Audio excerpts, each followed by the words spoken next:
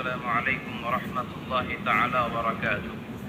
إن الحمد لله نحمده ونستعينه ونستغفره ونؤمن به ونتوكل عليه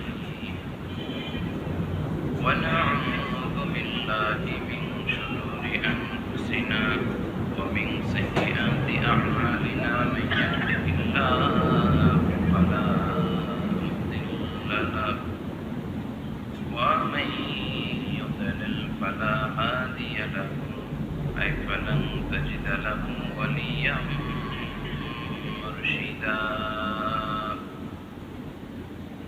ونشهد أن لا إله إلا الله وحده لا شريك له والذي لا ضد له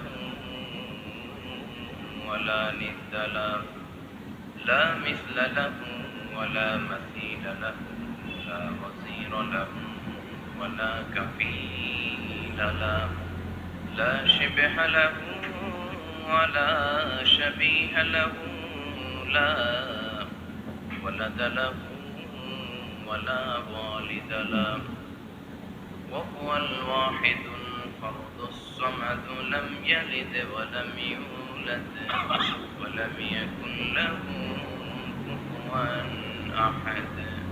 ونشهد أن سيدنا ونبينا وحبيبنا وبشيرنا ونذيرنا وطبيبنا وطبيب أرواحنا وحبيبنا وحبيب ربنا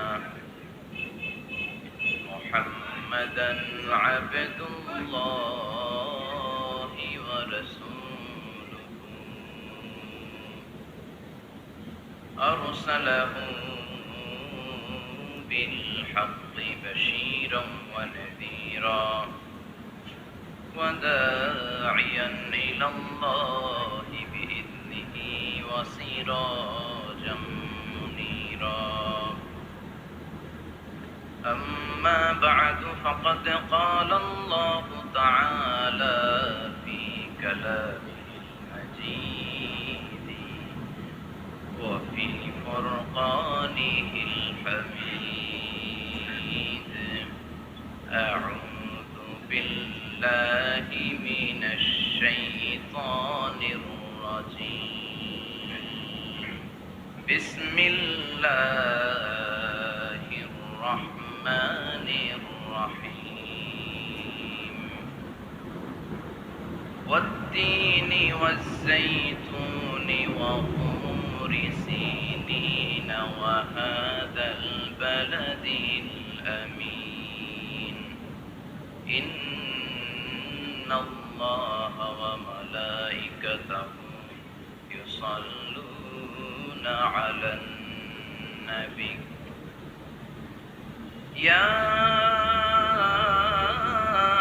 أيها الذين آمنوا صلوا عليه وسلموا تسليما. اللهم صل على محمد وعلى آل محمد كما صليت على إبراهيم وعلى آل إبراهيم إنك حميد مجيد. اللهم بارك على محمد وعلى آل محمد كما باركت على إبراهيم وعلى آل إبراهيم إنك حميد مجيد. সকল প্রশংসার মালিককে আল্লাহ, সকল ক্ষমতার উৎসকে আল্লাহ, কেউ যেটা পারে না পারে কে আল্লাহ, সে আল্লাহর জন্য পড়ছি আমরা আলহামদুলিল্লাহ। আওয়াজ করে পড়েন রব্বানা লাকাল হামদ হামদান কাসীরান তাইয়িবান মুবারাকান ফীহি ইয়া রাব্বি লাকাল হামদু কামা ইয়ানবাগি লিজালালি ওয়াজহিকা ওয়া আযীমি সুলতানিকা। লাকাল হামদু বিল ঈমান لك الحمد بالإسلام লাকাল হামদু বিল কুরআন। আমরা প্রশংসা করলাম কার? সব সময় প্রশংসা করব কার? আল্লাহর প্রশংসা করলে লাভ না লস? আল্লাহ বলে যদি আমার নিয়ামতের প্রশংসা করো আমি নিয়ামত বাড়িয়ে দেব, আর যদি নাশুকরি করো আমি এমন আযাব দেব, জেনে রেখো ইন্না বাতশা রাব্বিকা লাশাদীদ। নিশ্চয়ই তোমার রবের পাকড়াও, তোমার রবের অ্যাটাক, পানিশমেন্ট বড় ডেঞ্জারাস। কারণ আমি আল্লাহ সব সময় ধরি না, ধরলে ছাড়ি না। ধরে ধরে ধরে না, ধরলে আল্লাহ ছাড় দেয় কিন্তু ছেড়ে দেয় না, ঠিক কিনা? আমরা পুলিশকে যতটুকু ভয় পাই আল্লাহরে তার অর্ধেকও ভয় পাই না, তাই না? পুলিশ দেখলে অনেক ভয় পাই, র্যাব দেখলে অনেক ভয় পাই, বন্দুকের নল যদি মাথায় কেউ ধরে অনেক ভয় পাই, এর অর্ধেক আল্লাহরে ভয় পাই না, কারণ দেখি না যে। তো এই সব কিছুর চাইতে বেশি ভয় পাইতে হবে কাকে? আর সব সময় প্রশংসা করতে হবে কার? আল্লাহ এত নিয়ামত আমাদেরকে দিয়েছেন, এই নিয়ামত গুলো গুণে শেষ করা যাবে না। বিষ্ণু বলেছেন সব সময় তোমার জিহ্বাটাকে আল্লাহ জিকির আর প্রশংসা দিয়ে ভিজিয়ে রাখো। কি করবেন?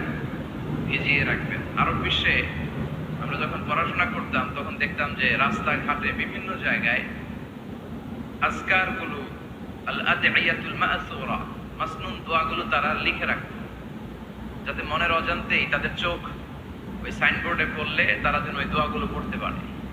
রাস্তার মধ্যে লেখা থাকতো সুবহানাল্লাহ, আলহামদুলিল্লাহ, আল্লাহু আকবার, লা ইলাহা ইল্লাল্লাহ। আপনি উঁচু কোনো জায়গায় উঠবেন বা লিফটে দিয়ে উপরে উঠবেন, সিঁড়ি দিয়ে উপরে উঠবেন, ওঠার সময় বায়ে লেখা আল্লাহু আকবার। কারণ হাদিসে এসেছে ইদা সাইদনা কাব্বারনা, আমরা যখন উপরের দিকে উঠতাম আমরা পড়তাম আল্লাহু আকবার। ওয়া ইদা নাযালনা সাব্বাহনা, আর যখন আমরা নিচের দিকে নামতাম আমরা পড়তাম সুবহানাল্লাহ। এজন্য হেঁটে হেঁটে কিংবা সিঁড়ি দিয়ে কিংবা লিফট দিয়ে এলিভেটর দিয়ে আপনি যখন উপরের দিকে উঠবেন কি পড়বেন? আওয়াজ করে পড়েন, কি পড়বেন? আর নিচের দিকে নামলে কি পড়বেন? এই তাসবিহগুলো পড়ে পড়ে জিহ্বাটারে ভিজিয়ে রাখার দরকার আছে না নাই? আমরা যেন আল্লাহর জিকির আর শুকর দিয়ে আমাদের হৃদয়টাকে, জিহ্বাটাকে সিক্ত করে রাখতে পারি। আল্লাহ তুমি তৌফিক দাও। ফরজ সালাতের পরে বিশ্বনবী তাসবিহগুলো পড়তেন, আমরা পড়তে চাই না। আল্লাহ রাসূল সাল্লাল্লাহু আলাইহি ওয়াসাল্লাম সালাম ফেরানোর পরে পড়তেন আল্লাহু আকবার, 3 বার পড়তেন আস্তাগফিরুল্লাহ, আস্তাগফিরুল্লাহ, আস্তাগফিরুল্লাহ, সুবহানাল্লাহ 33 বার, আলহামদুলিল্লাহ 33 বার, আল্লাহু আকবার 33 বার, লা ইলাহা ইল্লাল্লাহ ওয়াহদাহু লা শারীকা লাহ, লাহুল মুলকু ওয়া লাহুল হামদু ওয়া হুয়া আলা কুল্লি শাইইন কাদির। আয়াতুল কুরসি পড়তেন, লম্বা লম্বা অনেক দোয়া করতেন। এগুলো আমরা করি না, আমরা ছোট্ট একটা মোনাজাতের জন্য পাগল হয়ে যাই, তাই না? আসসালামু আলাইকুম ওয়া রাহমাতুল্লাহ, আসসালামু আলাইকুম ওয়া রাহমাতুল্লাহ, আল্লাহুম্মা আমিন বিরহমাতিকা ইয়া আরহামার রাহিমিন, তাই না? আমিন ইয়া আরহামার রাহিমিন। তো হইলো কিছু? তাড়াহুড়ো করবেন, তাসবিহ পড়বেন, জিকিরগুলো পড়বেন, এগুলো আপনার অন্তরটাকে সিক্ত রাখে। ফরজ সালাতের পরে আয়াতুল কুরসি পড়তে হয়। মান ক্বারাআ আয়াতাল কুরসি দুবুরা কুল্লি সালাতিন মাকতুবা লাম ইয়ামনাহু মিন দুখুলিল জান্নাতি ইল্লাল মাউত। প্রত্যেক ফরজ সালাতের পরে যে আয়াতুল কুরসি পড়ে তার জান্নাতে ঢোকার ব্যাপারে কোনো বাধা থাকে না একটি জিনিস ছাড়া, সেটা হলো তার মৃত্যু। লোকটা মরে না তাই জান্নাতে যায় না, বললেই জান্নাত। প্রত্যেক ফরজ সালাতের পরে আয়াতুল কুরসি পড়বেন তো? আর সর্বাবস্থায় বেশি বেশি করে পড়বেন আস্তাগফিরুল্লাহ। কি পড়বেন? আমার সাথে আওয়াজ করে পড়েন আস্তাগফিরুল্লাহ, আর আওয়াজ করে পড়েন আস্তাগফিরুল্লাহ। বেশি বেশি যারা ইস্তেগফার করে তাদের 5টা লাভ। আওয়াজ করে বলতে হবে কয়টা? নাম্বার 1, মান লাজিমাল ইস্তিগফার জাআলাল্লাহু লাহু মিন কুল্লি যিকিন মাখরাজা। যে সব সময় ইস্তেগফারের সাথে লাজিমা মানে লেগে থাকে, আঠার মতো। কিসের মতো? চুইংগাম খান না আপনারা? চুইংগাম যদি হাতের মধ্যে লাগান আঠার মতো লেগে থাকে না? বাচ্চারা আবার দুষ্টামি করে চুইংগাম খেয়ে আরেকজনের চুলের মধ্যে লাগায় দেয়, আছে না নাই? তখন সরিষার তেল দিয়ে ছুটাইতে হয়, তাই না?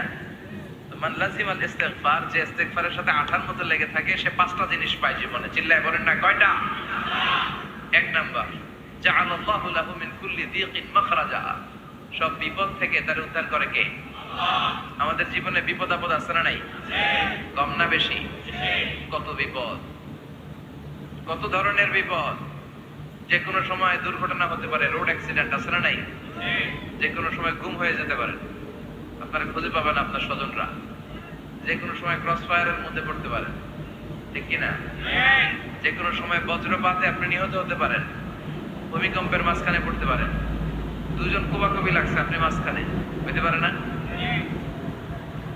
জাআলাল্লাহু লাহু মিন কুল্লি দীকিন মাখরাজা।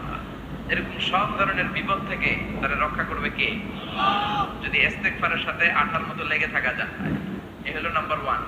নাম্বার 2, ওমিন কুল্লি হাম্মিন ফারাজা। যে সব সময় আঠার মতো ইস্তেগফারের সাথে লেগে থাকবে, আল্লাহ তাকে দুশ্চিন্তা থেকে মুক্তি দিবেন, তার কোনো টেনশন থাকবে না। সুবহানাল্লাহ পড়েন। আমাদের জীবনে টেনশন আছে না নাই? জীবন নিয়ে টেনশন, মরণ নিয়ে টেনশন, ক্যারিয়ার নিয়ে টেনশন, বাড়ি ভাড়ার টেনশন, বিদ্যুৎ বিলের দাম বেড়ে যাচ্ছে টেনশন, ঘরের মধ্যে শান্তি নাই টেনশন, দ্রব্যের দাম বাড়তেছে, বেতন কমতেছে টেনশন, ঠিক কিনা? এই টেনশন থেকে আপনাকে মুক্ত রাখবে কে? নাম্বার 3, ওয়ায়ারযুকহু মিন হাইসু লা ইয়াহতাসিব। এমন জায়গা থেকে আল্লাহ আপনাকে রিজিকের ব্যবস্থা করবে আপনি কল্পনাই করতে পারবেন না। রিজিক দেওয়ার মালিক কে? কেউ যেটা পারে না, পারে কে? এমন জায়গা থেকে যে রিজিক দিবেন আপনি কল্পনাই করতে পারেন না, আপনি হিসাবই করেন না যে এখান থেকে কিছু রিজিক আমি পাবো, কিন্তু আল্লাহ ব্যবস্থা করে দিয়েছে। সুবহানাল্লাহ পড়েন। 4 নাম্বার, যতক্ষণ ইস্তেগফারের সাথে আঠার মতো লেগে থাকবেন, আল্লাহর কোনো শাস্তি আপনার উপর আসবে না। ওমা কানা আল্লাহু মুআযযিবাহুম ওয়া হুম ইস্তাগফিরুন। যতক্ষণ আপনি ইস্তেগফার করবেন, আল্লাহর আযাব আপনারে পাকড়াও করবে না। 5 নাম্বার হচ্ছে আল্লাহ আপনাকে মুস্তাজাবুদ দাওয়া বানিয়ে দিবে। মুস্তাজাবুদ দাওয়া মানে এমন ব্যক্তি, যেই ব্যক্তি দোয়া করা মাত্রই দোয়া কবুল করে কে? সবসময় ইস্তেগফার পড়তে রাজি আছেন তো? আপনারা ইমাম আহমদ ইবনে হাম্বলের নাম শুনেছেন? আমরা ইসলামে মাযহাবের প্র্যাকটিস করি, কোরআন সুন্নাহর আলোকেই আমরা করি। হানাফি, শাফিঈ, মালিকি। 4 নাম্বারটা আপনারা বলেন। হাম্বলি, হানাফি, শাফিঈ, মালিকি, তারপরে হাম্বলি। এই হাম্বলি মাযহাবের ধারক এবং বাহক ইমাম আহমদ ইবনে হাম্বল, উনি অনেক বড় যুগ শ্রেষ্ঠ মুহাদ্দিস ছিলেন। একক স্বতন্ত্র হাদিসের কিতাব হিসেবে পৃথিবী খ্যাত যে হাদিসের কিতাবটা, যেটার মধ্যে সবচাইতে বেশি সংখ্যক হাদিস আনা হয়েছে, মুসনাদ আহমদ ইবনে হাম্বল, এটার রচয়িতা উনি। সুবহানাল্লাহ পড়েন। প্রায় 40,000 হাদিসের কালেকশন ওই কিতাবের ভেতরে আছে। এই হাদিস কালেকশনের জন্য ইমাম আহমদ ইবনে হাম্বল বছরের পর বছর, যুগের পর যুগ, শহর থেকে গ্রাম, গ্রাম থেকে শহর চষে বেরিয়েছে। ওনার শেষ জীবনটা উনি হাদিস সংগ্রহের কাজে ব্যয় করেছেন। একবার এক সফরে তিনি রাত্রিবেলা বেরোলেন।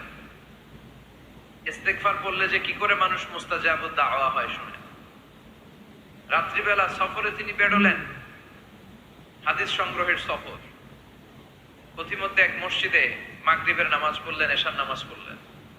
প্রচন্ড শীত, তিনি ভাবলেন আজকের রাতটা মসজিদেই কাটায় দেয়, ফজরের সালাত পড়ে তারপরে বেরো। ব্যাগ থেকে কাঁথা বের করে তিনি শুয়ে পড়লেন। কিন্তু মসজিদের দারোয়ান এসে বলে, মসজিদে তো থাকা যাবে না, আপনি বের হন। ইমাম আহমদ ইবনে হাম্বল বললেন, আমি বৃদ্ধ মানুষ, প্রচন্ড শীত, কই যাব? আমি ফজরেরও মুসল্লি, ফজর নামাজে এই মসজিদে পড়বো, আমারে বাজান তুমি থাকতে দাও। দারোয়ান বললেন, নো, থাকা যাবে না, মসজিদে থাকা যাবে না, বের হন, নাহলে গাঁটটি সহ বের করে দেব। চিনে নাই এটা যে ইমাম আহমদ ইবনে হাম্বল, সে বুঝতে পারে নাই। তো দারোয়ানের সাথে সুবিধা করতে না পেরে ইমাম আহমদ ইবনে হাম্বল ব্যাগ নিয়ে বের হয়ে গেলেন। প্রচন্ড শীত, কাঁপছেন। হঠাৎ দেখে সামনে এক বাজার, ওই বাজারে এক খাব্বাজ বসে আছে। খাব্বাজ মানে রুটি বিক্রেতা। খাব্বাজ মানে যুবক, একজন রুটি বিক্রেতা, রুটি বিক্রি করে। যে যুবককে সালাম দিলেন, আসসালামু আলাইকুম। যুবক পড়লো, আলাইকুম আসসালাম। ইমাম আহমদ ইবনে হাম্বল বলল, যুবক, আমি মুসাফির মানুষ, থাকার জায়গা নাই, প্রচন্ড শীত। এই যে তুমি চুলার মধ্যে উনুনে রুটি বানাচ্ছ, আমি যদি তোমার চুলার পাশে বসে রাতটা কাটাই, তোমার কোনো সমস্যা হবে? যুবক বলেন, নো, কোনো সমস্যা নাই। আহলান ওয়া সাহলান ওয়া মারহাবান বিক, খোশ আমদেদ, সুস্বাগতম, আসেন। আপনি আমার চুলার পাশে বসে আগুন পোয়ালে আমার সমস্যা কি? আসেন, আসেন, বসেন, আপনি মুরব্বী মানুষ। ইমাম আহমদ ইবনে হাম্বল আল্লাহ শুকরিয়া করে চুলার পাশে বসে শীতের রাতে চুলা থেকে তাপ নিচ্ছেন, আগুন পোহাচ্ছেন।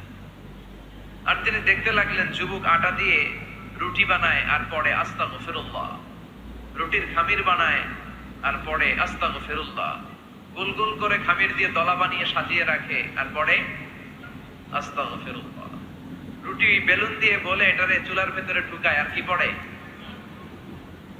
পরে আস্তাগফিরুল্লাহ। ক্রেতা আসলে ক্রেতাকে রুটি দেয় আর পরে ক্রেতার হাত থেকে টাকা নিয়ে ক্যাশ বক্সে রাখে আর কি পড়ে। ইমাম আহমদ ইবনে হাম্বল তো অবাক, ঘটনা কি? আসার পর থেকে এই যুবকটার দেখতেছি খালি পড়ে আস্তাগফিরুল্লাহ আস্তাগফিরুল্লাহ। তিনি কৌতূহল বশত বললেন, যুবক মা লাকা ইয়া শাব দাইমান তাকরাউনা আস্তাগফিরুল্লাহ, এ যুবক তোমার ঘটনাটা কি? আসার পর থেকেই তুমি শুধু দেখতেছি পড়তেছো আস্তাগফিরুল্লাহ আস্তাগফিরুল্লাহ, কারণটা কি?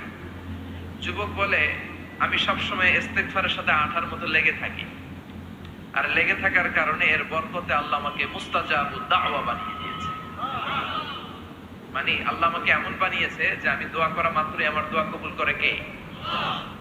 ইমাম আহমদ ইবনে হাম্বল বললেন, আনতা মুস্তাজাবুদ দাওয়া, তুমি মুস্তাজাবুদ দাওয়া, মানে তুমি দোয়া করলে সেটা কবুল হয়ে যায়?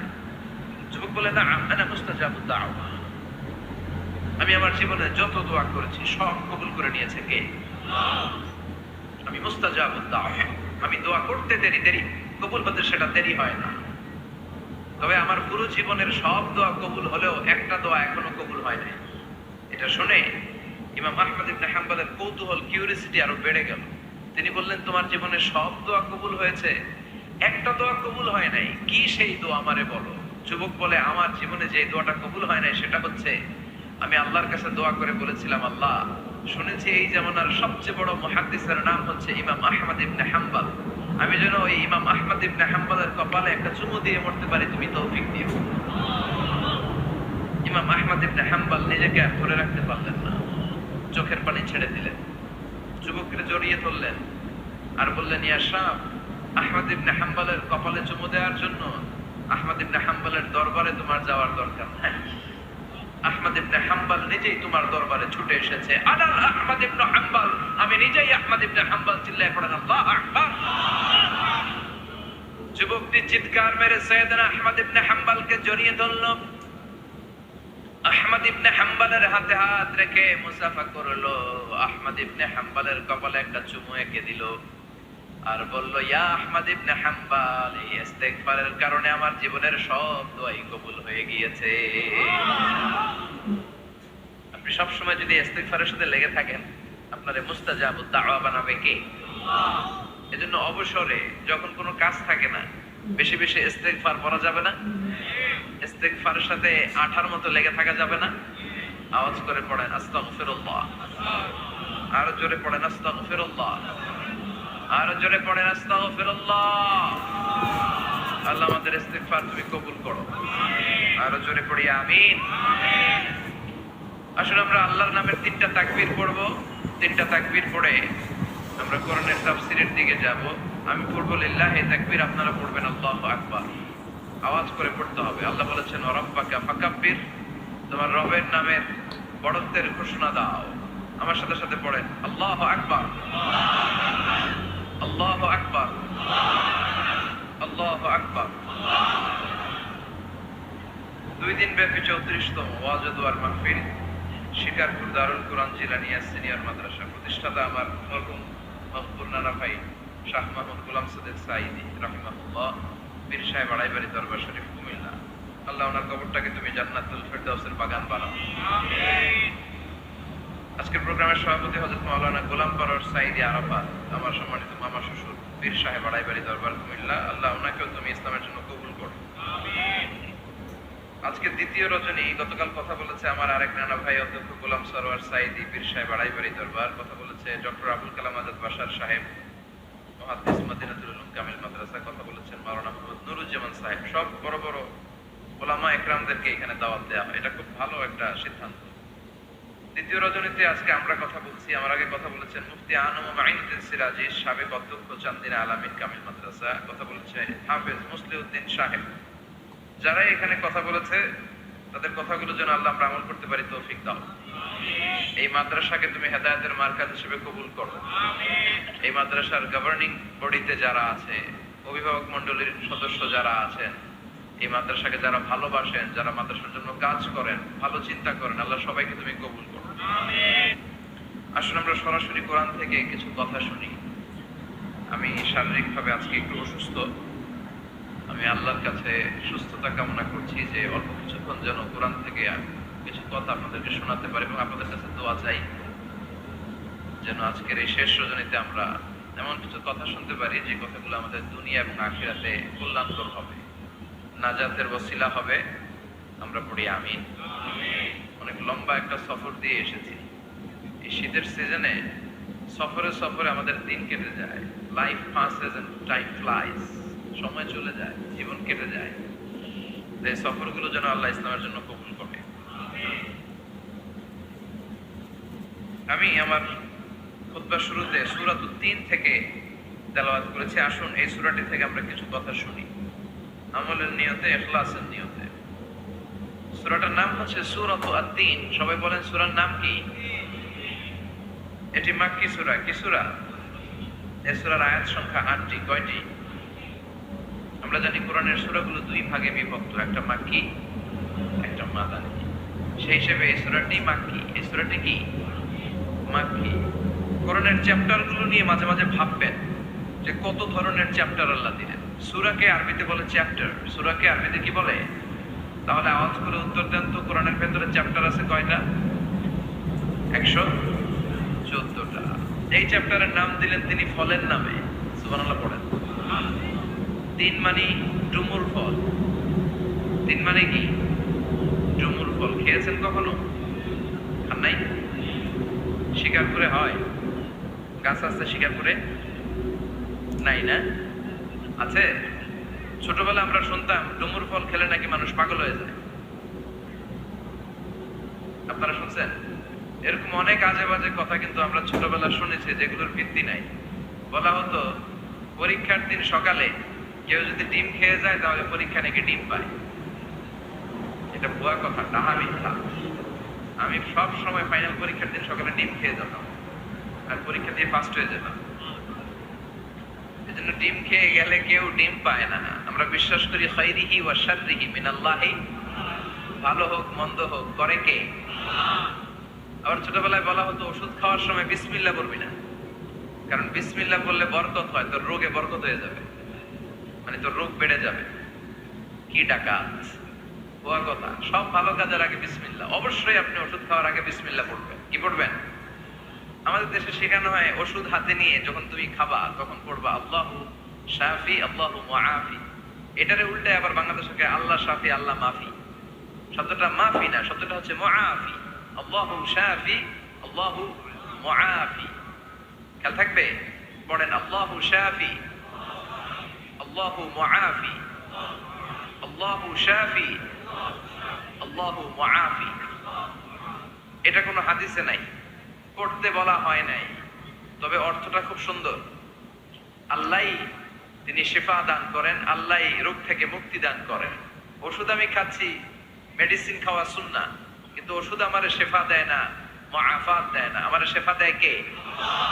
এই ঘোষণাটা, অ্যানাউন্সমেন্টটা বেশ ভালো, আপনি পড়তে পারেন, কিন্তু সুন্নাহ মনে করে না। এটা ভালো অর্থ, তাই পড়ি। আর বিসমিল্লাহ অবশ্যই পড়বেন। সব ভালো কাজের আগে কি? বিসমিল্লাহ। আল্লাহ বোঝার তৌফিক দান করো। তো এই যে এগুলো ভুয়া কথা, মাশহুর, এগুলোকে বলে মাশহুরুন বাইনা আলসিনাতিন নাস, মানুষের ঠোঁটে ঠোঁটে মুখে মুখে প্রচলিত, কোনো ভিত্তি নাই। এরপরে ছোটবেলা শুনতাম জট কলা খাওয়া যাবে না, মানে জোড়া কলা খেলে নাকি দুই বাচ্চা হয়, যমজ বাচ্চা নাকি হয়, একসাথে দুই বাচ্চা বলে না? আমি আরো বেশি বেশি খাইতাম, বলতাম এটা তো আরো ভালো, এক লোকে দুই বাচ্চা হইলে দুইবারের কষ্ট একবারে সারল, তাই না? এক একটা মায়ের এক একটা বেবি জন্ম দিতে কষ্ট হয় না? শুধু কষ্ট, কি পরিমাণে কষ্ট এটা মা জানে, বাবা জানে না। এজন্য বিষ্ণু বলেছেন মায়ের মর্যাদা বাবার চেয়ে কয় গুণ বেশি। আবার আল্লাহ বলেছেন হামালাতু উম্মুহু, বাবা তোমারে পেটে ধরে নাই, পেটে ধরেছে কে? ওয়াহানান আলা ওয়াহান, ব্যথা কষ্ট জ্বালা পেন বাবা সহ্য করে নাই, করেছে কে? অফিসালহু ফি আমাইন, 2 বছর তোমারে বাবা দুধ খাওয়ায় নাই, দুধ খাওয়ালো কে? মায়ের এক ধারে দুধের দাম, কাটিয়া গায়ের চাম, বাপস বানাইলেও ঋণের শোধ হবে না। এমন দরদি হবে কেউ হবে না আমার মা গো, এমন দরদি হবে কেউ হবে না আমার মা গো। ঠিক কিনা? বিশ্বনবী বললেন লাউ কাতাআতা জিলদাক, গায়ের চামড়াগুলো কেটে কেটে রোদে শুকিয়ে যদি মায়ের পায়ের দুইটা জুতাও বানিয়ে দাও, ছোটবেলা যে দুধ খেয়েছো সেটার এক ঢোক দুধের শোধ আদায় হবে না। এজন্য মা যে কি কষ্ট করে, এখানে বেশিরভাগই আমরা নর্মাল প্রসেসে পৃথিবীতে এসেছি, তাই না? সিজারিয়ান বেবি খুব কম, থাকলে এক দুইটা। নর্মাল প্রসেসে একটা বাচ্চাকে ডেলিভারি করতে একটা মায়ের যে কত কষ্ট হয় আপনি কল্পনাই করতে পারবেন না। চিকিৎসা বিজ্ঞান বলে একজন সুস্থ মানুষ, ব্যথার একটা ইউনিট আছে, মাত্রা, ব্যথা মাপার একক, 45 ইউনিট পেইন বা ব্যথা একজন মানুষ সহ্য করতে পারে। ব্যথার তীব্রতা বা মাত্রা যদি 45 ইউনিটের বেশি হয়, যদি ছাড়িয়ে যায়, হয় লোকটা বেহুশ হবে নয় পড়ে যাবে। আমার আর আপনার মা যখন আমাদেরকে নর্মাল প্রসেসে ডেলিভারি করেছেন, তখন তারা 45 না 57 ইউনিট প্লাস 57 থেকে 60 ইউনিটের পেইনও তারা ছাড়িয়ে গেছে। 57 ইউনিটেরও বেশি ব্যথা তারা সহ্য করেছে, যেটা কোনো অ্যাক্সিডেন্টে আপনার দেহের 206টা হাড্ডি আছে তো 20টা হাড্ডি একসাথে কোনো অ্যাক্সিডেন্টে ভেঙে গেলে যত ব্যথা তার চেয়েও বেশি ব্যথা। এজন্য মায়ের মনে কষ্ট দেয়া যাবে? মায়ের মনে কষ্ট দিয়ে জীবনে কেউ সফল হতে পারে নাই। সাইয়েদনা মূসা আলাইহিস সালাম আল্লাহর একবার জিজ্ঞেস করলেন, আল্লাহ মাইয়াকুনু জালিসি ইয়াউমাল কিয়ামা, আল্লাহ আমার সাথে কিয়ামতের দিন জান্নাতে সাথী কে হবে? আল্লাহ বললেন, জালিসুকা ফিল জান্নাতি জাজ্জার, তোমার সাথী হবে কিয়ামতের দিন বিচার শেষে জান্নাতে যখন ঢুকবে তোমার সাথী হবে একজন কসাই। কসাই চিনেন? কি করে? গোশত কাটে। সাইয়েদনা মূসা আলাইহিস সালাম অবাক হলেন, ঘটনা কি? কসাই, আমি হইলাম নবী আর আমার সাথে জান্নাতে থাকবে? হাউ কাম ইটস পসিবল, এটা কিভাবে সম্ভব? আল্লাহ বললেন, নিজেই দেখে আসো এটা কেমন কসাই। সাইয়েদনা মূসা আলাইহিস সালাম ছদ্মবেশে কসাইয়ের দোকানে দাঁড়িয়ে রইলেন। দেখলেন স্পেশাল বিশেষ কোনো আমল নাই, কসাই শুধু গোশত কাটে, গোশত বিক্রি করে। দিন শেষে দোকান বন্ধ করে প্যাকেটের ভেতরে গোশত নিয়ে বাড়িতে রওনা হয়েছে। বাড়ির ভেতরে ঢুকে যাওয়ার পর সাইয়েদনা মূসা আলাইহিস সালাম ঘরের দরজার কড়া নাড়লেন। কসাই বলে, মান আনতা, তুমি কে? মূসা আলাইহিস সালাম বললেন, আনা মুসাফির, আমি মুসাফির, থাকার জায়গা নেই, আপনি যদি থাকার জায়গা দেন আপনার বাড়িতে থাকবো। কসাই বলে, আসেন। সাইয়েদনা মূসা আলাইহিস সালাম ঢুকলেন। কসাই বলে, এই ঘরে একটু থাকেন, ওই ঘরে আমার একটু কাজ আছে। মূসা আলাইহিস সালাম বললেন, যান, কাজ সেরে আসেন। মূসা আলাইহিস সালাম খেয়াল করলেন ওই ঘরে মাচার উপর থেকে বয়োবৃদ্ধ এক নারীকে তিনি নামিয়ে গোসল করালেন, টাওয়াল দিয়ে গা মুছিয়ে দিলেন। এরপর দোকান থেকে আনা সুন্দর গোশতের টুকরাটারে নিজ হাতে কেটে রান্না করলেন। তারপর রুটি বানালেন, আর গোশত আর রুটি হাতে নিয়ে ওই মহিলার মুখে তুলে দিচ্ছেন। মহিলা খাচ্ছে, খায় আর বিড়বিড় করে কি যেন দোয়া পড়ে। সুবহানাল্লাহ পড়বেন না? ওই মহিলাকে খাওয়ানোর পরে কসাই সাইয়েদনা মূসা আলাইহিস সালামকে মেহমান হিসেবে খাবার নিয়ে আসলেন। বললেন, ও পথিক, খাবার খান, সকালবেলা আপনিও চলে যাবেন, আমিও যাব আমার দোকানে, খেয়ে আপনি ঘুমিয়ে পড়েন।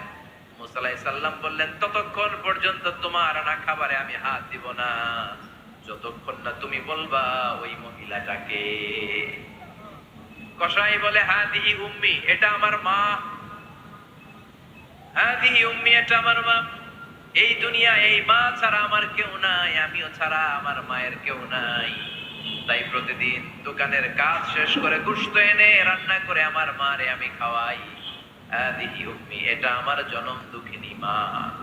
সাইয়েদনা মূসা আলাইহিস সালাম, বুঝলাম তোমার মা, কিন্তু তুমি যখন রুটি তোমার মায়ের মুখের ভেতরে তুলে দিচ্ছিলে, তোমার মা বিড়বিড় করে কি যেন পড়লো, কি পড়ে তোমার মা? কসাই বলে, আমার মায়ের একটা পাগলা দোয়া আছে। কি দোয়া? আমি জানি কঠিন কালেও এই দোয়া কবুল হবে না। আবেগের বশবর্তী হয়ে প্রতিদিন আমার মা আমার খেদমতে আমার উপর এত সন্তুষ্ট হয়ে যায়, এত খুশি হয়ে যায়। আমার মা প্রতিদিন বলতে থাকে, আল্লাহুম্মা জাআল ইবনি জালিসা মূসা ইয়াউমাল কিয়ামাহ। ও আল্লাহ, আমার ছেলের খেদমতে আমি এত সন্তুষ্ট, আমার ছেলের উপর আমি এতটাই রাজি খুশি, শুনেছি এই জামানার সবচাইতে বড় পয়গম্বর, বনি ইসরাইলের সবচাইতে বড় নবী, ওই নবীর নাম নাকি মূসা। ও আল্লাহ, আমি এত কিছু জানি না, এত কিছু বুঝি না, এত কিছু জানি না, তোমার দরবারে শুধু একটাই চাওয়া, একটাই ফরিয়াদ, তুমি আমার ছেলেরে কিয়ামতের দিন মূসার সাথে হাসর নসিব করে দিও। আমার ছেলে কসাই ছেলেটারে তুমি মূসার জান্নাতের সাথী বানিয়ে দিও। আল্লাহুম্মা জাআল ইবনি জালিসা মূসা ইয়াউমাল কিয়ামা। জালিস মানে ফ্রেন্ড, বন্ধু। আল্লাহ, জান্নাতে আমার ছেলেরে তুমি মূসার বন্ধু বানিয়ে দিও। মূসা আলাইহিস সালাম এবার বুঝতে পারলেন। তিনি বললেন, ঘটনা তো এই জায়গায় এতক্ষণে বুঝতে পেরেছি, কেন আমার সাথে মুফাসসিরে যাবে না, হাফেজে কোরআন যাবে না, শহীদরা যাবে না, ওলিরা যাবে না, নবীরা যাবে না, আমার সাথে জান্নাতে যাবে কসাই। এটা মায়ের দোয়া। কার দোয়া? মায়ের দোয়ার দরকার আছে না নাই? অনেক পাওয়ারফুল মায়ের দোয়াটা। বুলেট মারলে বুলেট মিস হয়, মায়ের দোয়া মিস হয়? ড্রোন হামলা করলে ড্রোন হামলা মিস হয়ে যেতে পারে, কিন্তু মায়ের দোয়া কঠিনকালে মিস হয় না। চিল্লায় বলেন ঠিক কি না? মায়ের দোয়াটাও কবুল, বদদোয়াও কবুল। ভয়ঙ্কর কিন্তু। মা দোয়া করলে কবুল হয়, কিন্তু বদদোয়া করলে কবুল হয় না। এরকম হলে it was not a big deal, এটা বড় সমস্যা ছিল না। কিন্তু দোয়া করলেও যেমনি কবুল, বদদোয়াটাও কবুল। এজন্য খবর আছে না নাই? এজন্য মায়ের কাছ থেকে সবসময় দোয়া নিতে হবে। দোয়া নিতে রাজি আছেন? আমাদের সমাজে এরকম অনেক ধরনের কুসংস্কার। 2 কলা খেলে 2 বাচ্চা হয়, তাই না? আসলে কি কথাটা ঠিক? বাচ্চা একটা হবে না, 2টা হবে। ছেলে হবে না মেয়ে হবে, এটা কে দেয়? আবার অনেকের মাথার চুলের মধ্যে 2টা গিট থাকে, আছে না নাই? 2 গিট থাকলে কয় তোর 2 বিয়া, 3 গিট থাকলে 3 বিয়া, গিট নাই কয় তোর বিয়া নাই, আছে না নাই? এগুলো মুসলমান বিশ্বাস করতে পারে? মুসলমান বিশ্বাস করে একজনকে, তিনি কে? তো এই 3 ফল, এটা খেলে মানুষ পাগল হয়ে যায় না। এটা স্বাস্থ্যকর একটা খাবার। বাংলাদেশের 3 আর আরব দেশের 3-এর পার্থক্য আছে। আরব দেশের 3 খুব সুস্বাদু। তো এই 3-এর নামে আল্লাহ একটা সূরা দিলেন। সূরার নাম হচ্ছে সূরাতুত তিন। সূরার নাম, এরকম অনেক নামে আল্লাহ সূরা দিয়েছেন। খেয়াল করে দেখবেন, মানুষের নামে সূরা দিয়েছেন, সূরাতুল ইনসান, সূরাতুন নাস। আবার ইন্ডিভিজুয়াল 6 জন পুরুষ মানুষের নামে সূরা দিয়েছেন, 6 জন নবীর নামে, একজন ওলির নামে। সূরা হুদ, সূরা ইউসুফ, সূরা ইউনুস, সূরা মুহাম্মদ, সূরা ইব্রাহিম, সূরা নূহ, আছে না নাই? আবার সূরা লুকমান, আছে না নাই? মানুষের নামে সূরা, তাই না? তো 7 জন পুরুষের নামে সূরা, আর মাত্র 1 জন নারীর নামে আল্লাহ সূরা দিলেন। বলেন তো এই সূরাটার নাম কি? মারিয়াম। তো রেশিওটা কম হয়ে গেছে না? পুরুষ 7 জন, নারী 1 জন। নারীরা যাতে রাগ না করে, নারীদেরকে বুঝ দেওয়ার জন্য আল্লাহ সব নারীদের নামে আলাদা একটা সূরা দিলেন। সূরার নাম, তার মানে আল্লাহ নারীকে খুশি রাখতে চায়, বিশ্বনবীও নারীদেরকে খুশি রাখতে চায়। আমরা অনেকে বলে, হুজুর আপনি নারীদের পক্ষে কথা বলেন বেশি। আমি সবার পক্ষেই বলি, যার যেটা অধিকার তাকে সেটা দিতে হবে, ঠিক কিনা? নারীরা সম্মানিতা, তাদেরকে সম্মান দিতে হবে। বিশ্বনবী তাদেরকে সম্মান দিতেন। মা আয়েশাকে বিশ্বনবী সবসময় আগে সালাম দিতেন। সুবহানাল্লাহ পড়েন। খাদিজা রাদিয়াল্লাহু তাআলা আনহাকে আল্লাহ তাআলা আরশের উপর থেকে সালাম পাঠিয়েছেন। এজন্য নারীদেরকে সালাম দিবেন বেশি বেশি। ঘরে সুখ শান্তি নাই, অনেকে বলে ঘরটা নাকি জাহান্নামের টুকরা, কারণ সালাম নাই। সালাম মানে শান্তি। সালাম মানে কি? সালাম সালাম হাজার সালাম সকল শহীদ স্মরণে, আমার হৃদয়ে রেখে যেতে চাই তাদের স্মৃতির চরণে। পড়েন আমিন। সালাম মানে, চিল্লায় বলেন। জান্নাতীরা যখন জান্নাতে ঢুকবে, ফেরেশতারা জান্নাতীদেরকে কি বলবে? সালাম, শান্তি। Enter the paradise with peace and security. শান্তি এবং নিরাপত্তার সাথে জান্নাতে ঢুকে যান। এজন্য ঘরটারে শান্তিময় বানাতে চাইলে সালাম দিতে হবে। কি দিতে হবে? আজ থেকে স্ত্রীকে সালাম দিবেন তো ইনশাআল্লাহ। পড়েন। আমার মাইকের আওয়াজ যদি বোনদের কানে যায়, মাদের কানে যায়, আপনাদেরও বলি, আপনারাও আগে আগে সালাম দিবেন। এই দৃশ্য বাচ্চারা দেখলে বাচ্চারাও সালাম শিখবে, ঠিক কিনা? মা খাদিজার ব্যাপারে আল্লাহ বলেছেন, জিব্রাইল তুমি যে খাদিজার আমার পক্ষ থেকে সালাম দিয়ে দাও। আর খাদিজারে বলে দাও জান্নাতে খাদিজার জন্য এমন ঘর আমি প্রিপেয়ার করে রেখেছি যে এই ঘরের ভিতরে কোনো নয়েজ নাই, কোনো আওয়াজ নাই, কোনো ডিস্টার্ব নাই, আছে শান্তি। সুবহানাল্লাহ। কারণ বিশ্বনবীর জন্য খাদিজা নিজের ঘরটা এরকম নয়েজহীন, কোলাহল মুক্ত, শান্তিময় করে রেখেছিলেন। বিশ্বনবী কোলাহলপূর্ণ দাওয়াতি কাজ শেষ করে যখন ঘরে যেতেন কলিজাটা ঠান্ডা হয়ে যেত। বিশ্বনবীর জন্য এমন একটা ঘর রেখেছিলেন মা খাদিজা, ওই ঘরে বিশ্বনবী যখন প্রবেশ করতেন বাইরে যত মারপিট হয়েছে, মারামারি হয়েছে, কাফেরদের যত অত্যাচার সহ্য করেছে, ঘরে ঢোকার সাথে সাথে নবী সব ভুলে যেতে। এত মায়া, শান্তি, প্রশান্তির ঘর খাদিজা বানিয়েছিল। এজন্য আল্লাহ বলেছে জিবরাইল খাদিজারে বলো খাদিজার জন্য এমন জান্নাত আমি রেখেছি যে জান্নাতে কোনো সাউন্ড নাই, আওয়াজ নাই, ডিস্টার্ব নাই, কোলাহল নাই, কোনো নয়েজ নাই। চিল্লায় পড়েন আল্লাহু আকবার।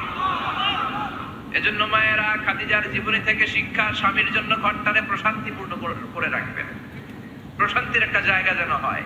কানের কাছে এসে বেশি বেশি ঘ্যান ঘ্যান করেন না। ঘরে ঢুকলে চাল নাই, ডাল নাই, এটা লাগবে, ওইটা লাগবে, ছেলের ওইটা লাগবে। আস্তে আস্তে অনেক স্বামী হার্ট অ্যাটাক করে স্ত্রীর কারণে, জানেন ঠিক কিনা? ঠিক, সবাই ভুক্তভোগী। কমন পড়ে গেছে। দুই পক্ষেরই বললাম, স্বামীরাও সালাম দিবেন, স্ত্রীরাও দিবেন। সালাম মানে শান্তি, তো ঘরটারে শান্তি দিয়ে ভরে দিবে কে? আর একে অপরের প্রতি শ্রদ্ধাবোধ রাখবেন। তো নারীদেরকে খুশি করার জন্য আল্লাহ সূরা দিলেন, সূরাতুন নিসা। প্রাণীদের নামে অনেক সূরা আছে, সূরাতুল বাকারা আছে না নাই? বাকারা মানে কি? গাভী। গাভীর দুধ খাবেন। বিষ্ণু বলেছেন গরুর গোশত খেয়েও কম, দুধ খেয়েও বেশি। আলাইকুম বিআলবানিল বাকার, তোমাদের উচিত গরুর দুধ খাওয়া। ফাইন্নাহা তুরাম্মু মিনাল আশজার, কেননা গরুর দুধ এটা হচ্ছে সবুজ ঘাস আর পাতার নির্যাস। ফি লাবানিহা শিফা, গরুর দুধে আছে শিফা। ও ফি লুহুমিহা দা, গরুর গোশতে আছে রোগ। গোশতে আছে কি? গরুর গোশত খাইলে রোগ বাড়ে না? অনেক ডাক্তার আছে এরা সিরিয়াল নেয় না, যারা গরুর গোশত খায় বেশি। বলে লাল মাংস যারা খাবে এরা যেন আমার সিরিয়াল না দেয়। আছে না নাই? বিশ্বনবীর খাবারের তালিকায় দুধ ছিল। বিশ্বনবী বলতেন বেশি বেশি দুধ খেও। এবং বিশ্বনবী বলেছেন মায়েরা যেন তাদের বাচ্চাদেরকে দুধ খাওয়ায়। মায়ের বুকে প্রথম যে দুধটা সেটাকে বলে শাল দুধ। এটা বাচ্চার জীবনের প্রথম প্রাকৃতিক টিকা। সুবহানাল্লাহ পড়েন। আমরা কত টাকা দিয়ে দামি দামি টিকা দেই, কিন্তু প্রথম টিকাটা আল্লাহ ফ্রি দিয়েছেন। সুবহানাল্লাহ পড়েন। বাকারার নামে সূরা দিলেন, আনকাবুত মাকড়সার নামে সূরা দিলেন, নাহাল মৌমাছির নামে সূরা, নামাল পিঁপড়ার নামে সূরা। সুবহানাল্লাহ পড়েন। এইভাবে আপনি খুঁজলে কোরআনের চ্যাপ্টার গুলো যে কত সুন্দর সুন্দর নাম দিয়ে আল্লাহ দিয়েছেন, তার এই ধারাবাহিকতায় আজকের সূরাটির নাম দিয়েছেন আল্লাহ একটা ফলের নামে। কিসের নামে? 3 ফলের নামে। সূরার নাম কি? সাইয়েদনা বারা ইবনে আযিব রাদিয়াল্লাহু তাআলা আনহু বর্ণনা করেন, বুখারীর বর্ণনা। তিনি বলেন সামি'তু রাসূলুল্লাহ ইয়াকরাউ সূরাতাত তিন ফি সালাতিল ইশা। আমি বারা ইবনে আযিব রাদিয়াল্লাহু তাআলা আনহু এশার নামাজে বিশ্ব নবীকে সূরাতুত তিন তেলাওয়াত করতে শুনেছি। কোন নামাজে? কোন সূরা পড়তেন? কোন নামাজে? কোন সূরা? মনে থাকবে? পড়বেন তো? তিনি বলেছেন এশার নামাজে আমি বিশ্ব নবীকে সূরাতুত তিন তেলাওয়াত করতে শুনেছি। ফামা সামি'তু আহসানা সাওতিন মিন সাওতি রাসূলিল্লাহ। আল্লাহ রাসূলের কণ্ঠের চাইতে এত মধুর কণ্ঠ আমার জীবনে শুনি নাই। বিশ্বনবী যখন তেলাওয়াত করতেন সাহাবাদের কলিজা ঠান্ডা হয়ে যেত। সাহাবারা মাঝে মাঝে খাবার না পেলে, ঘরে খাদ্য না থাকলে বিশ্বনবীর কাছে চলে আসতেন। এসে বিশ্বনবীর চেহারার দিকে তাকায় থাকতেন, ওনার কণ্ঠে তেলাওয়াত শুনতেন। বিশ্বনবীর তেলাওয়াত শুনলে চেহারার দিকে তাকায় থাকলে ক্ষুধার কথা তারা ভুলে যেতেন। কি কণ্ঠ ছিল বিশ্বনবী! অনেকে বলে সাইয়েদনা দাউদ আলাইহিস সালামের কণ্ঠ ছিল অনেক চমৎকার, এটা ঠিক, কিন্তু বিশ্বনবীর চাইতে বেশি সুন্দর। আকাবা উপসাগরের তীরে বসে সাইয়েদনা দাউদ যখন তেলাওয়াত করতেন, সাগরের মাছগুলো সাগর ছেড়ে ডাঙায় চলে আসতো, বনের পশু বন ছেড়ে বাইরে আসতো, আকাশের পাখি আকাশ ছেড়ে দিয়ে নিচে নেমে আসতো। কিন্তু বিশ্বনবীর কণ্ঠটা এর চেয়ে বেশি সুন্দর ছিল। সুবহানাল্লাহ। বিশ্বনবী সারাদিন যে কোরআনের আয়াতগুলো নাজিল হয়েছে, প্রত্যেক রাত্রে এশার নামাজের পর ঘরের মধ্যে বসে বসে আয়াতগুলো তেলাওয়াত করতেন। আর মক্কার আবু জাহেল, উতবা, সাইবা, ওয়ালিদ ইবনে মুগীরা সবাই লুকিয়ে লুকিয়ে তেলাওয়াত শোনার জন্য বাড়ির চিপায় চলে আসতো। আবু জাহেল, উতবা, সাইবা এটা কি বিশ্বনবীর পক্ষের লোক না বিপক্ষের? বিপক্ষের লোক হয়েও নবীর কণ্ঠের তেলাওয়াত শোনার জন্য পাগল। তাইলে কণ্ঠটা কি নরমাল কণ্ঠ ছিল? যেন তেন কণ্ঠ ছিল? আবু জাহেল ছিল মক্কা শহরের প্রেসিডেন্ট। সে ঘোষণা দিয়ে দিত, কেউ মুহাম্মাদের কণ্ঠের তেলাওয়াত শুনবা না, শুনতে যেতে পারবা না। সবাইকে নিষেধ করে রাত্রিবেলা চোরের মতো নিজেই যাইত। সুবহানাল্লাহ পড়ে। হজের মৌসুমে আবু জাহেল ঘোষণা দিয়ে দিল, খবরদার, মক্কায় ঢুকার যতগুলো গেট আছে সবগুলো গেটে তোরা দাঁড়ায় থাকবি, হাজীদেরকে বলবি মক্কায় নতুন একটা পাগল এসেছে, তার কথা যারা শুনে তারাও পাগল হয়ে যায়। নাউজুবিল্লাহ পড়ে। তার কর্মী বাহিনী হজের মৌসুমে বিভিন্ন গেটে পাঠায় দিল। মক্কায় ঢুকার হাজীদের যত গেট, বিভিন্ন দেশ থেকে হাজীরা আসবে, কর্মীদেরকে বলে দিল তোরা বলবি এই এলাকায় নতুন এক পাগলের আমদানি হয়েছে, নাম মুহাম্মদ। পড়েন নাউজুবিল্লাহ। যারাই এই মুহাম্মাদের কণ্ঠের তেলাওয়াত শুনে তারাও পাগল হয়ে যায়। আদেশ অনুযায়ী কর্মীরা মক্কার গেটে দাঁড়িয়ে দাঁড়িয়ে হাজীদেরকে বলল, হাজী সাহেব হজে যান, জমজম খান, খেজুর খান, হজ করেন, সমস্যা নাই, কিন্তু নতুন এক পাগল আসছে, এই পাগলের নাম মুহাম্মদ। এই পাগলের কাছে যারা যায় হেরাও পাগল হয়ে যায়। হাজী সাহেবরা কোনোদিন এই মুহাম্মদ নামটা শুনে নাই, এই প্রথম শুনলো। শুনেই মনে মনে কয়, যেদিকে যাবো আর নাই যাবো, আগে মুহাম্মাদের কাছে যাবো। সবার আগে কার কাছে যাব? কারণ মানুষের একটা অভ্যাস হচ্ছে, আল ইনসানু হারিসুন আলা মা মুনিয়া, মানুষের যেটা করতে নিষেধ করা হয় বেশি ওইটা মানুষ করে বেশি। মনে মনে হাজিরা বলে, তোমরা নিষেধ করছো তো অবশ্যই যাব, দেখি মুহাম্মদটা কি। তার মানে আমাদের বিরুদ্ধে অপপ্রচার করলে এটা আমার পক্ষের প্রচার হয়ে যায়। সুবহানাল্লাহ পড়েন। ইসলামের বিরুদ্ধে অপপ্রচার করলে এটা কি হয়ে যায়?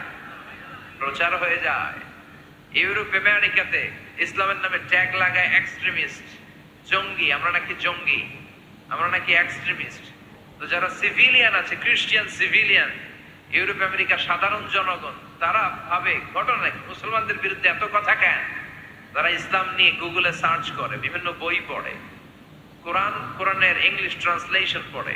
আগে তারা ইসলাম সম্পর্কে জানতো না, কিন্তু সবাই যখন বলা শুরু করছে জঙ্গি জঙ্গি জঙ্গি, ইসলাম মানে জঙ্গি, তখন তারা ইসলাম সম্পর্কে পড়তে শুরু করে দিয়েছে। পড়তে পড়তে ইসলামের সুন্দর বাণীগুলো পড়ে ওদের হৃদয় ঠান্ডা হয়ে যায়। যাদের নসিব ভালো, অনেকে কালিমা পড়ে মুসলমান হয়ে যায়। ইউরোপ আমেরিকাতে মুসলমানের সংখ্যা দিন দিন বাড়ছে।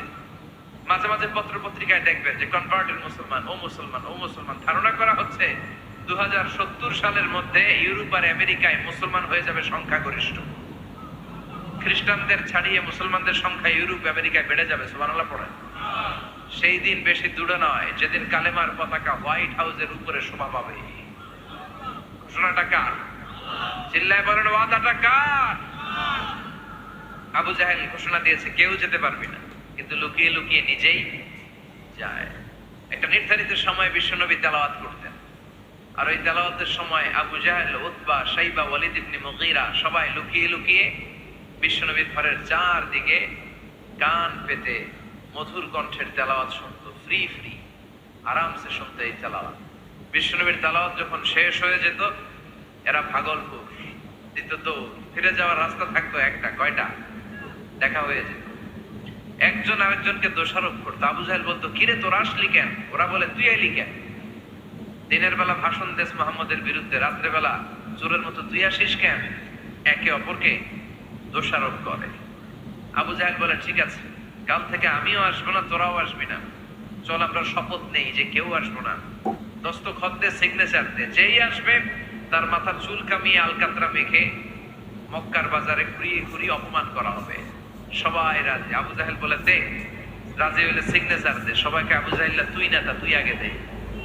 আবু জাহেল 1 number, number 2 Utba, number 3 Saiba, সবাই সিগনেচার। কালকে কেউ যাবে না, কেউ যাবে না। দিন গড়িয়ে রাত আসে। বিশ্বনবীর যখন তেলাওয়াত করার টাইম, ওই টাইমে আবু জাহেলের তেলাওয়াত শোনার প্যারা উঠছে। যারা সিরিয়াল দেখে, সিরিয়াল দেখার প্যারা আছে না একটা? 9টায় সিরিয়াল শুরু হবে, 8:30 থেকে প্যারা ওঠে। কথা কর, আমার সিরিয়াল শেষ হয়ে গেল, সব কাজ বাদ দে, তাড়াতাড়ি টিভির সামনে বস, আছে না নাই? আবু জাহেলের প্যারা উঠছে, তেলাওয়াত শোনার প্যারা। টসিং এন্ড টার্নিং, বিছানায় এপাশ ওপাশ করে, আর মনে মনে ভাবে, হায় রে, আর তো সময় নাই, এই তো শুরু হয়ে যাবে একটু পরে মুহাম্মদের তেলাওয়াত।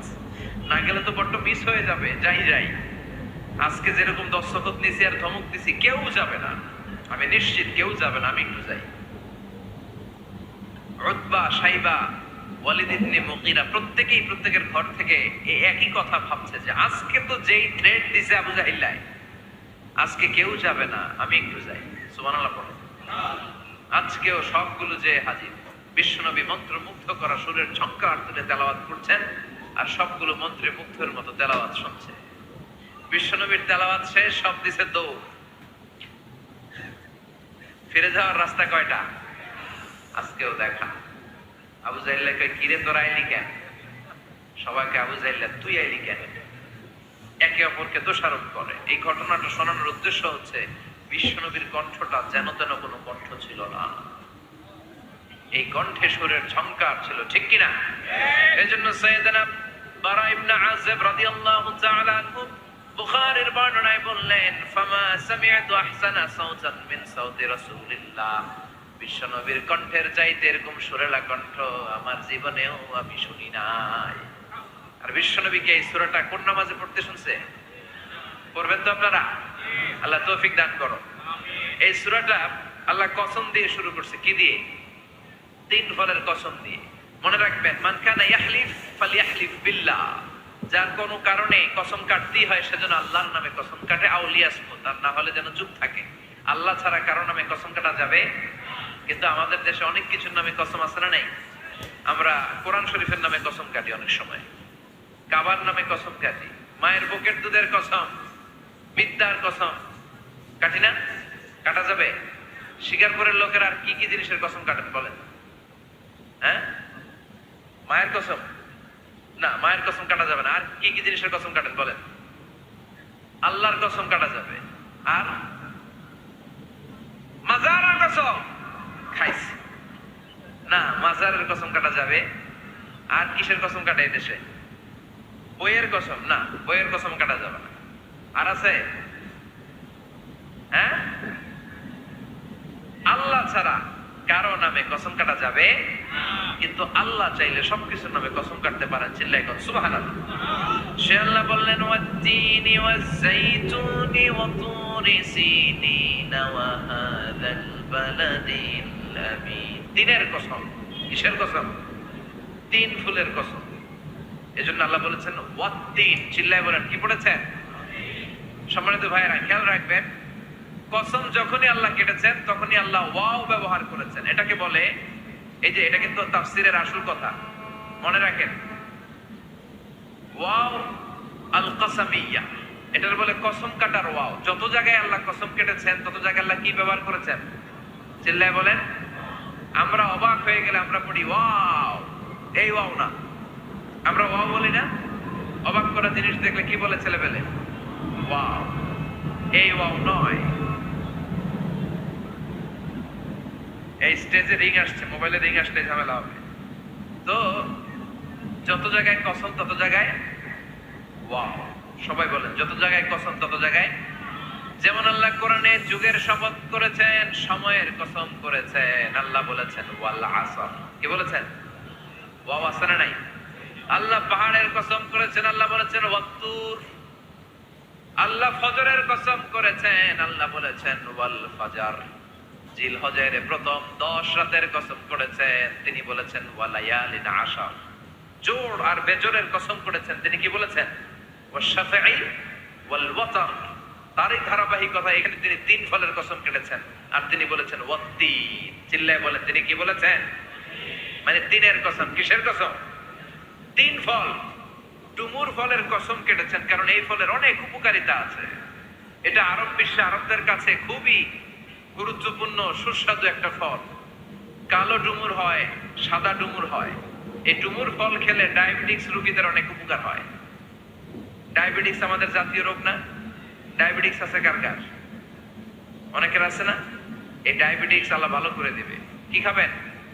ডুমুর ফল খাবেন। অনেক নারীদের ইররেগুলার মেনস্ট্রুয়েশনাল পিরিয়ড হয়, অনিয়মিত অনিয়ন্ত্রিত মাসিক। এই ডুমুর ফলের সেদ্ধ করা পানি যদি খায়, তাদের মাসিক নিয়মিত হয়ে যাবে। এটার মধ্যে অনেক স্ট্রেংথ এন্ড স্টেমিনা আছে। আর এই ফলটা জান্নাতি ফল। কি কি ফল?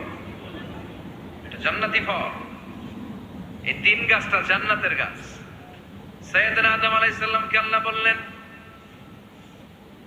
ওয়ালা তাকরাবা হাদিহিশ শাজারাতা ফাতাকুনা মিনাজ জালিমিন। ও আদম, তুমি আর হাওয়া মিলে জান্নাতে ঘুরো, জান্নাতে খাওয়া দাওয়া করো, যা মনে চায় করো, কিন্তু একটা নিষিদ্ধ গাছ আছে, ওই গাছের কাছে যাওয়া যাবে না। কার কথা? সব খাও, সব করো, কিন্তু নিষিদ্ধ গাছের কাছে যাওয়া যাবে না। আদম আলাইহিস সালাম শয়তানের ওয়াসওয়াসায় পড়ে ওই গাছের ফলই খেয়ে ফেলতেন।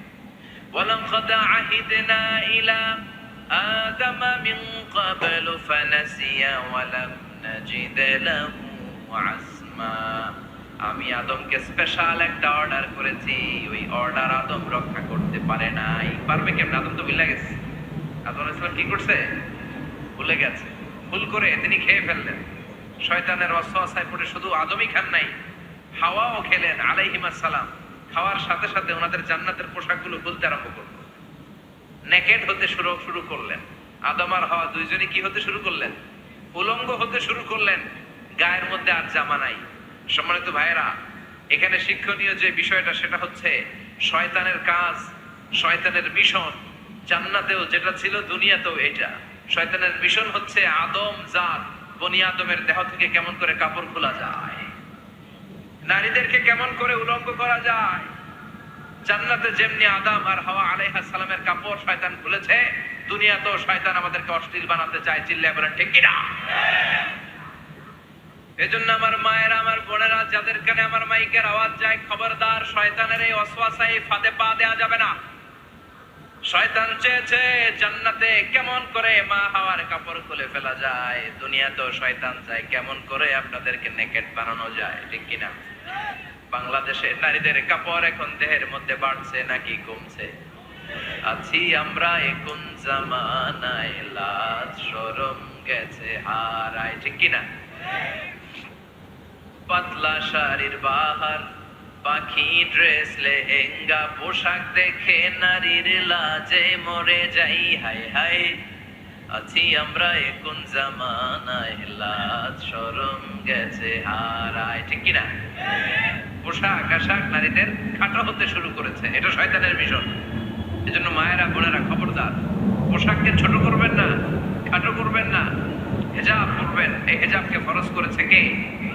এই হেজাব আপনার অধিকার, আপনার অধিকার আপনি বুঝে নেন। হেজাব আপনার অহংকার, এই হেজাব হচ্ছে আপনার আভিজাত্যের প্রতীক। চিল্লায় বলেন ঠিক কিনা? নারী অধিকারের যারা কথা বলে, নারী আন্দোলনের কথা যারা বলে, তাদের কথায় কান দিবেন না। এরা বক্তব্যের মঞ্চে ওঠে, নারীর অধিকারের কথা বলে, কিন্তু তাদের ঘরেই নারীরা বেশি নির্যাতিতা, তাদের ঘরের কাজের মেয়েগুলাই বেশি নির্যাতিতা। চিল্লায় কোন ঠিক কিনা? তারাই লোহা গরম করে কাজের মেয়েগুলোর পিঠে ছ্যাঁক দেয়, তারাই সুযোগ পেলে ধর্ষণে সেঞ্চুরি করতে দ্বিধাবোধ করে না। চিল্লায় কোন ঠিক কিনা? শয়তানের মিশন জান্নাতে ছিল যেটা, দুনিয়াতেও এটা। পোশাক কি করে আলাদা করা যায়?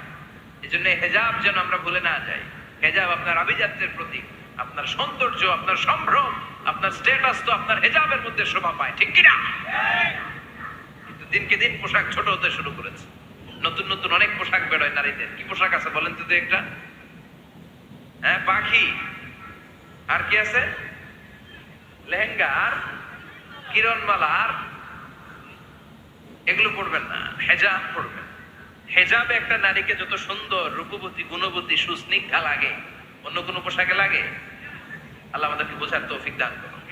সাইয়েদনা আদম আলাইহিস সালাম, হাওয়া আলাইহিস সালাম জান্নাতের ভেতরে যখন উলঙ্গ হয়ে গেল, লজ্জাস্থান থাকার জন্য জান্নাতের বিভিন্ন গাছের দিকে দৌড়ায়। দৌড়িয়ে দৌড়িয়ে যেই গাছের পাতা দিয়ে তারা সেদিন লজ্জাস্থান ঢেকেছিল, ওই গাছের নাম ছিল তিন গাছ। কি গাছ? ওই দিনের কসম কোরআনে কেটেছে কে? সেজন্য আল্লাহ বললেন, ওয়াত-তিনি ওয়াজ-যাইতুনি ওয়া তুরি সিনিনা ওয়া হাযাল বালাদিল আমিন। সুবহানাল্লাহ পড়েন। তিনের কসম, জাইতুনের কসম। জাইতুন মানে জলপাই। আওয়াজ করে বলতে হবে। জাইতুন অর্থ খাইছেন? জলপাইয়ের আচার খাই না আমরা? জাইতুন মানে জলপাই, ইংরেজিতে বলে অলিভ। তবে আমাদের জলপাই আর আরব দেশের জলপাই একটু গুণগত পার্থক্য আছে। আরব দেশের জলপাই একটু ছোট হয়, আমাদের গুলো সাইজে বড় হয়।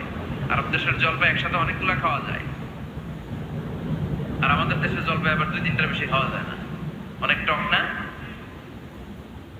এই 7টা জলপাই আর একটা 3, এই মিক্স রেশিওতে যদি আপনি রেগুলার খান, আপনার বার্ধক্য রোধ হবে, আপনার স্বাস্থ্য ভালো থাকবে, আলহামদুলিল্লাহ পড়েন।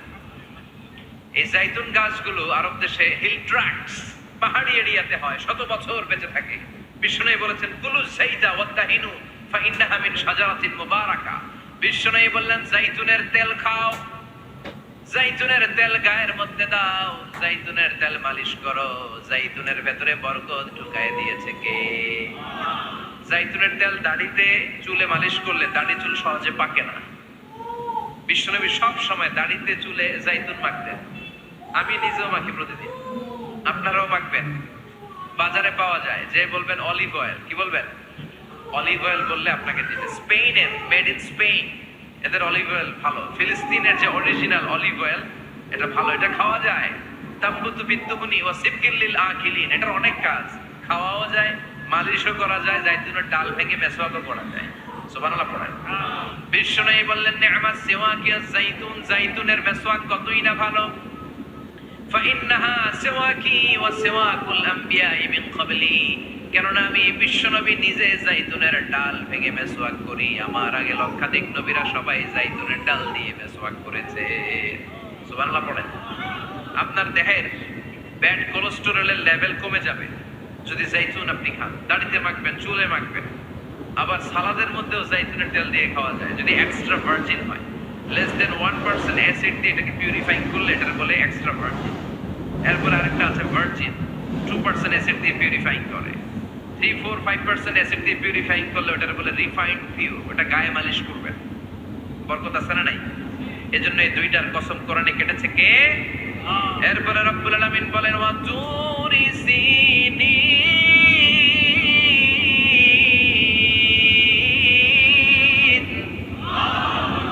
আমি তিনার জাইতুনের কসম যেমনি কোরআনের মধ্যে করলাম, সাথে সাথে তুর পাহাড়ের কসম কাটলাম। সুবহানাল্লাহ পড়েন। সাউথ সাইনা, দক্ষিণ সিনাই, এই তুর পাহাড়ের অবস্থান। মিশরে 2টা জেলা আছে, উত্তর সিনাই, দক্ষিণ সিনাই।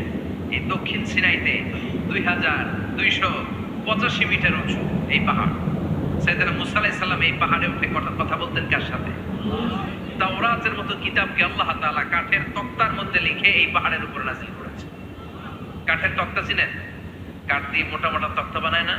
আল্লাহ নিজ হাতে তাওরাত লিখে এই কাঠের তক্তাগুলো সাইয়েদনা মুসা আলাইহিস সালামকে দিলেন, বললেন যাও, এটার মধ্যে হেদায়েত আছে, নূর আছে, বুরহান আছে, নিয়ে যাও, বনি ইসরাইলের কাছে দাওয়াতের বাণী পৌঁছে দাও, তুমি বার্তাবাহ, যাও।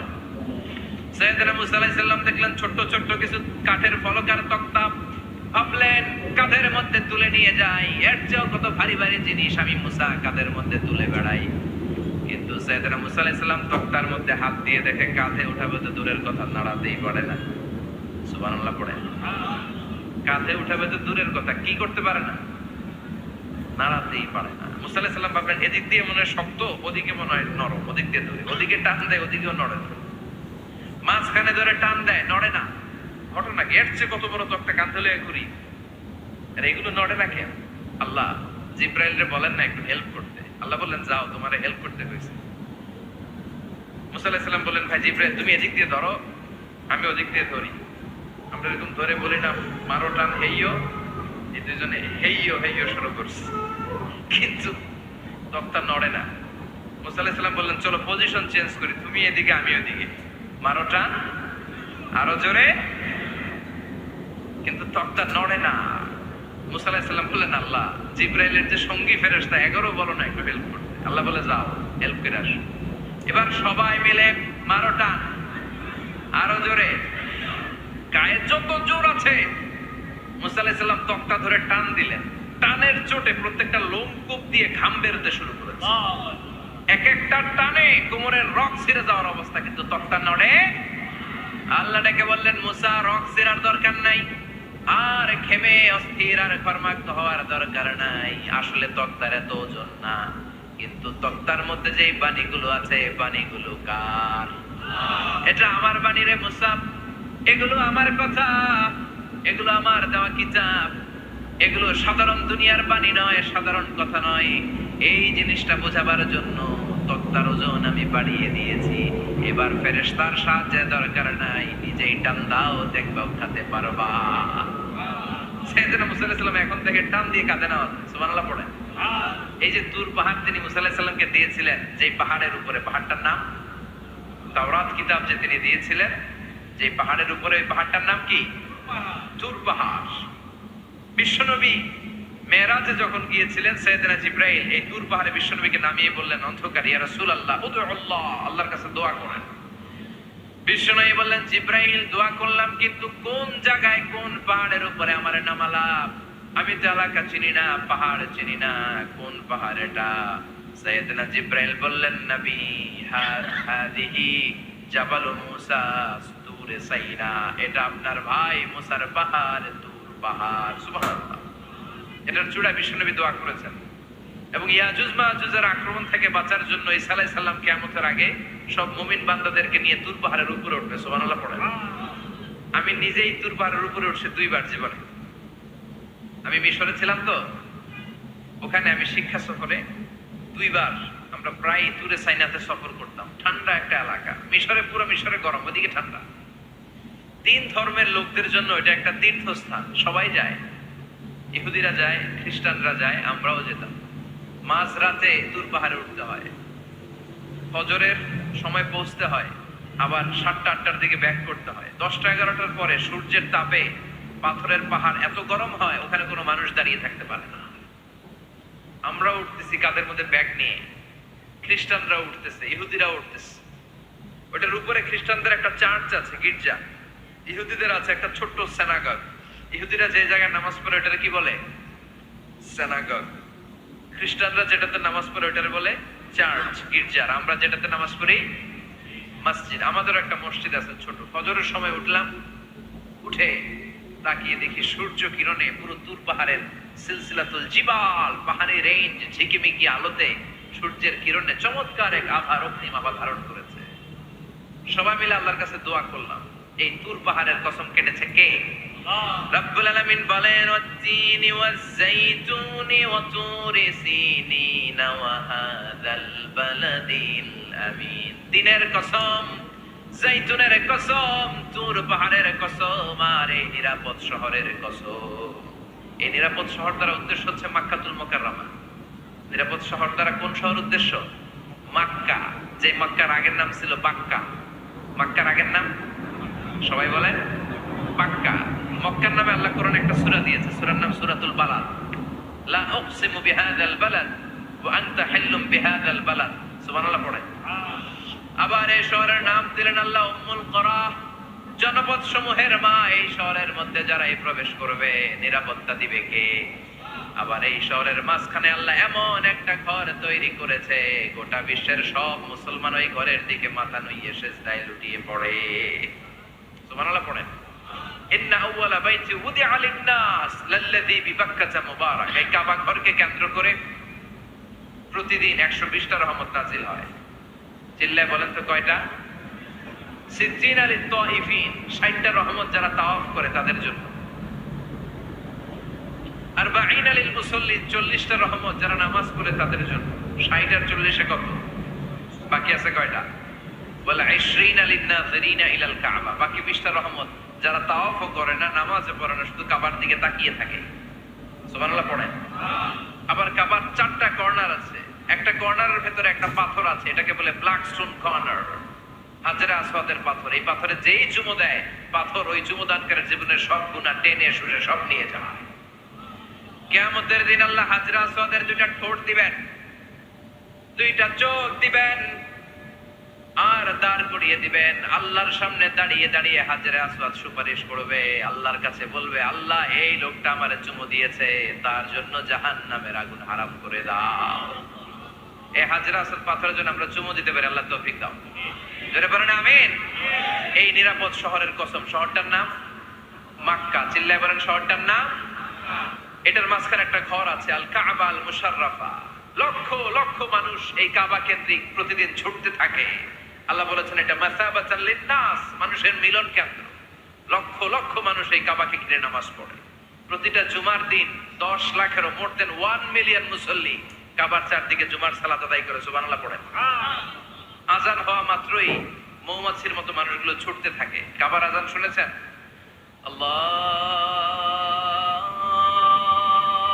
আকবার, আল্লাহু আকবার, আল্লাহু আকবার, আল্লাহু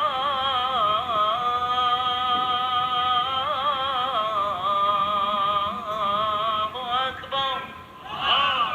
কি সুরেলা আজান, কাবার আজান। আজান হতে দেরি, আজান হতে দেরি। যদি 20-30 তলা হোটেলের কোন ছাদ থেকে আপনি খেয়াল করে দেখবেন, মৌমাছির মতো ডানে বায়ে সামনে পেছনে চারিদিক থেকে সারে আল হিজরা দিয়ে, সারে আজিয়াত রোড দিয়ে, গাজ্জা দিয়ে, জারোয়াল দিয়ে, মেসফালা দিয়ে, ইব্রাহিম খালিলি দিয়ে মানুষগুলো কাবার দিকে ঢুকতে শুরু করেছে, ঠিক কিনা?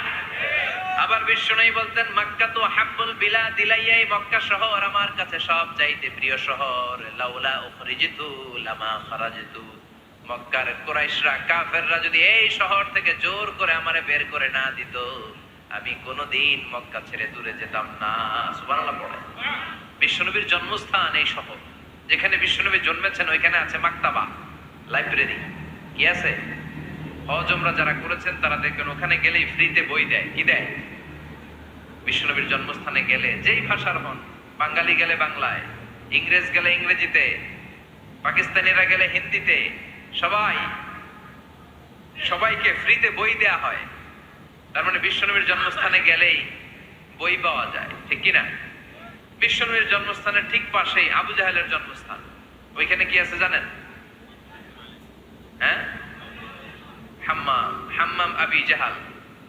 বাঙালি হাজিদের বুক ভরা ঘৃণা তার জন্য। বাঙালি হাজিরা বলে, আবু জাহিল্লার টয়লেট কই, যাইয়া সব ভরাই দিয়ে আসো।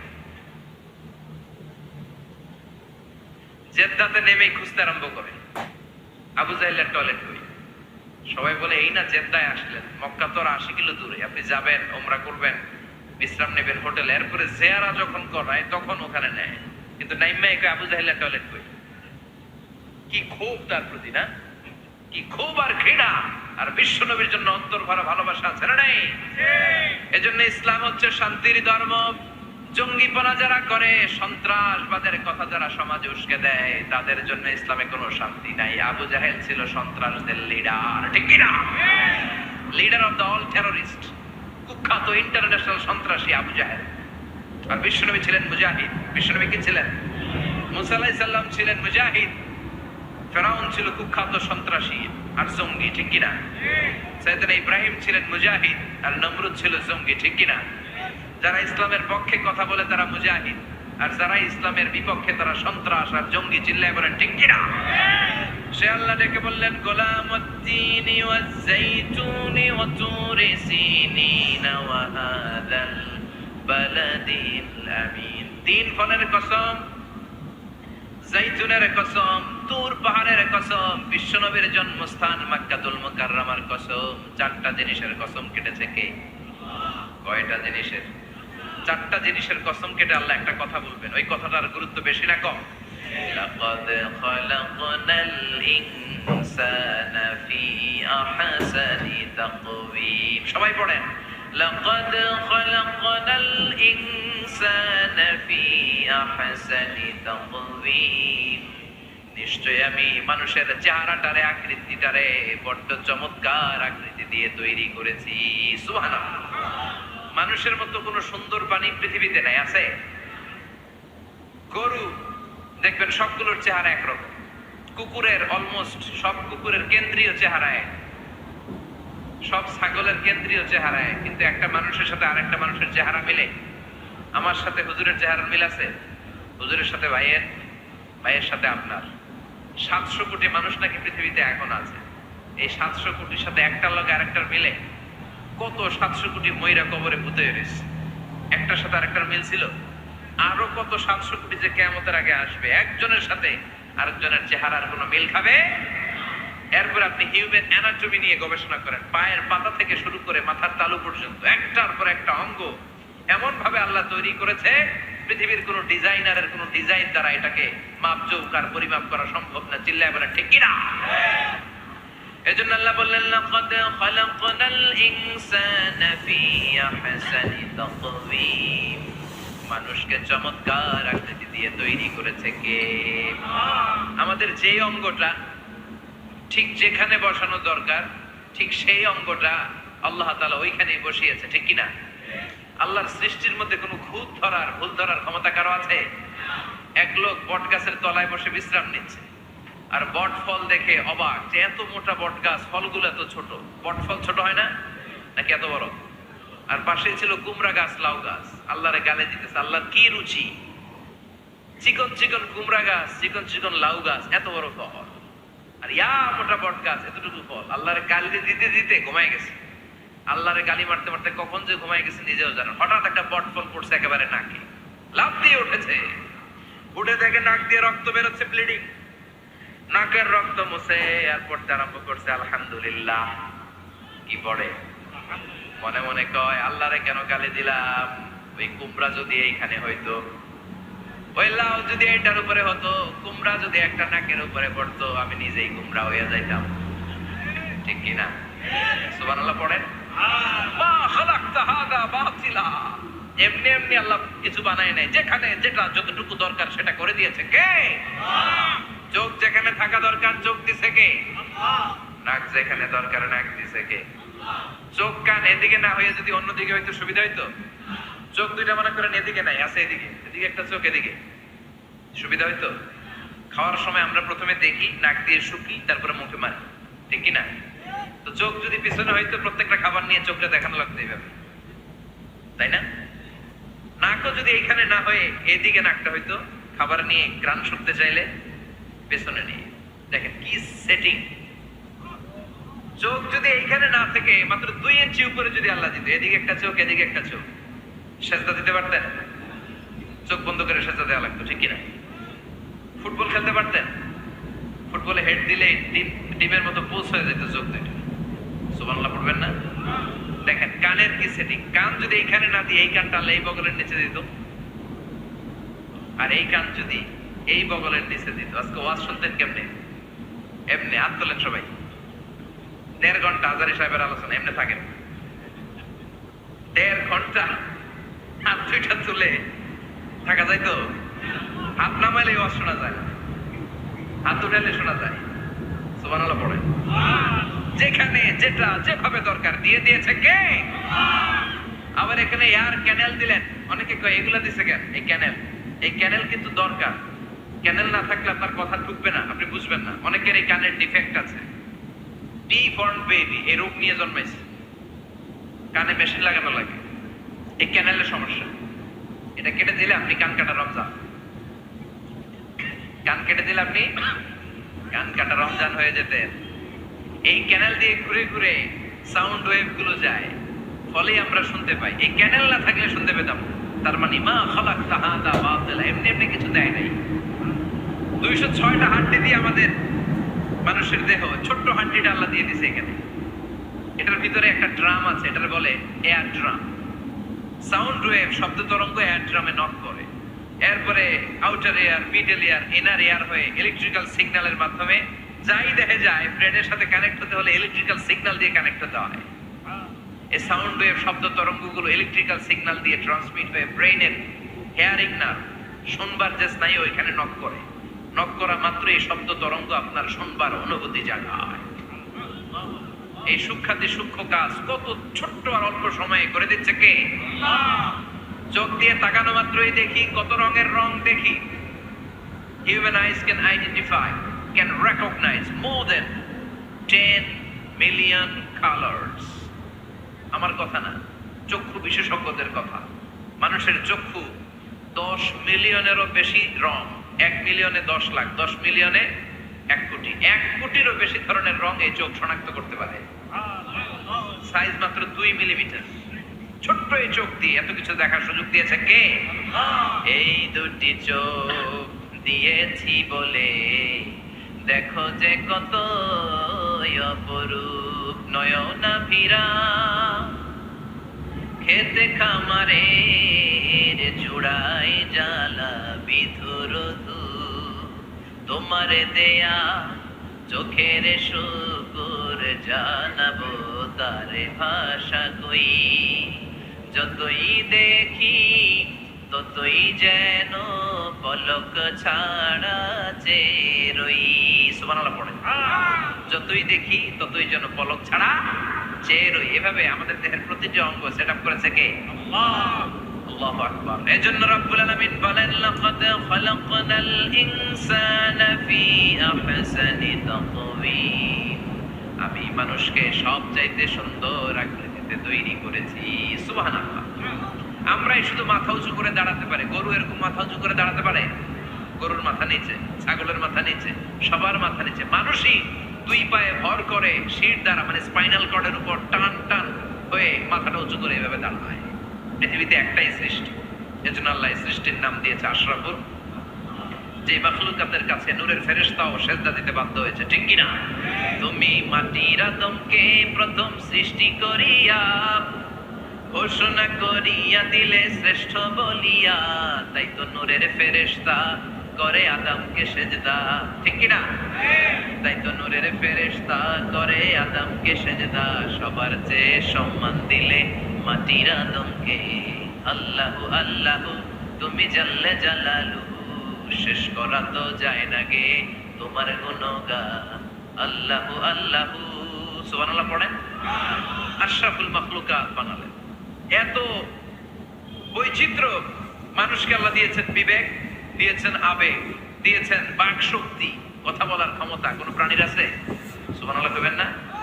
বিবেক দিয়েছেন, আবেগ দিয়েছেন, বাক শক্তি দিয়েছেন, উপলব্ধি করবার মতো ক্ষমতা দিয়েছেন। আশরাফুল মাখলুকাত বানিয়েছেন এই মানুষকে। এই মানুষের মধ্যে আল্লাহ অনেক ক্যাপাসিটি দিয়েছেন। আবার আল্লাহ বললেন, অমিন আয়াতিহি খালকুস সামাওয়াতি ওয়াল আরদি ওয়াখতিলাফু আলসিনাতিকুম ওয়া আলওয়ানিকুম ইন্না ফি যালিকা লাআয়াতিন লিল আলিমিন। আমার সৃষ্টির মধ্যে অসাধারণ সৃষ্টি, আকাশ এবং জমিন সৃষ্টি, গায়ের রঙের ভিন্নতা, ভাষার ভিন্নতা। সুবহানাল্লাহ। আমরা কোন ভাষায় কথা বলি? কথা বলেন? আপনি কি মনে করছেন সারা ওয়ার্ল্ডে এই ভাষায় কথা বলে? ইন্ডিয়ানরা বলে হিন্দিতে, ইংরেজরা বলে ইংরেজিতে, আরাবিয়ানরা বলে আরবিতে, ঠিক কিনা? আমার দেশের বাইরের প্রথম সফর ছিল 2008-এ। সেই থেকে এক যুগ চলছে এখন সফর।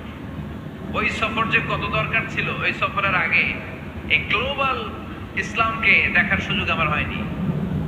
মানুষের যে কত ভিন্নতা, কত ভাষায় যে মানুষ কথা বলে। 2008 সালে আমি যখন আমার ইউনিভার্সিটিতে গেলাম, মাগরিবের সালাতের সময় পৌঁছেছি। আজান হওয়ার সাথে সাথে দেখলাম students of more than 100 nationalities, they are coming out from their hostel to offer Maghrib prayer. মাগরিবের আজান দেখলাম হোস্টেল থেকে বিভিন্ন রঙের ছেলেপেলেরা মাগরিবের সালাত পড়ার জন্য বের হচ্ছে। এক একটার কালার এক এক রকম, এক একটার ভাষা এক এক রকম।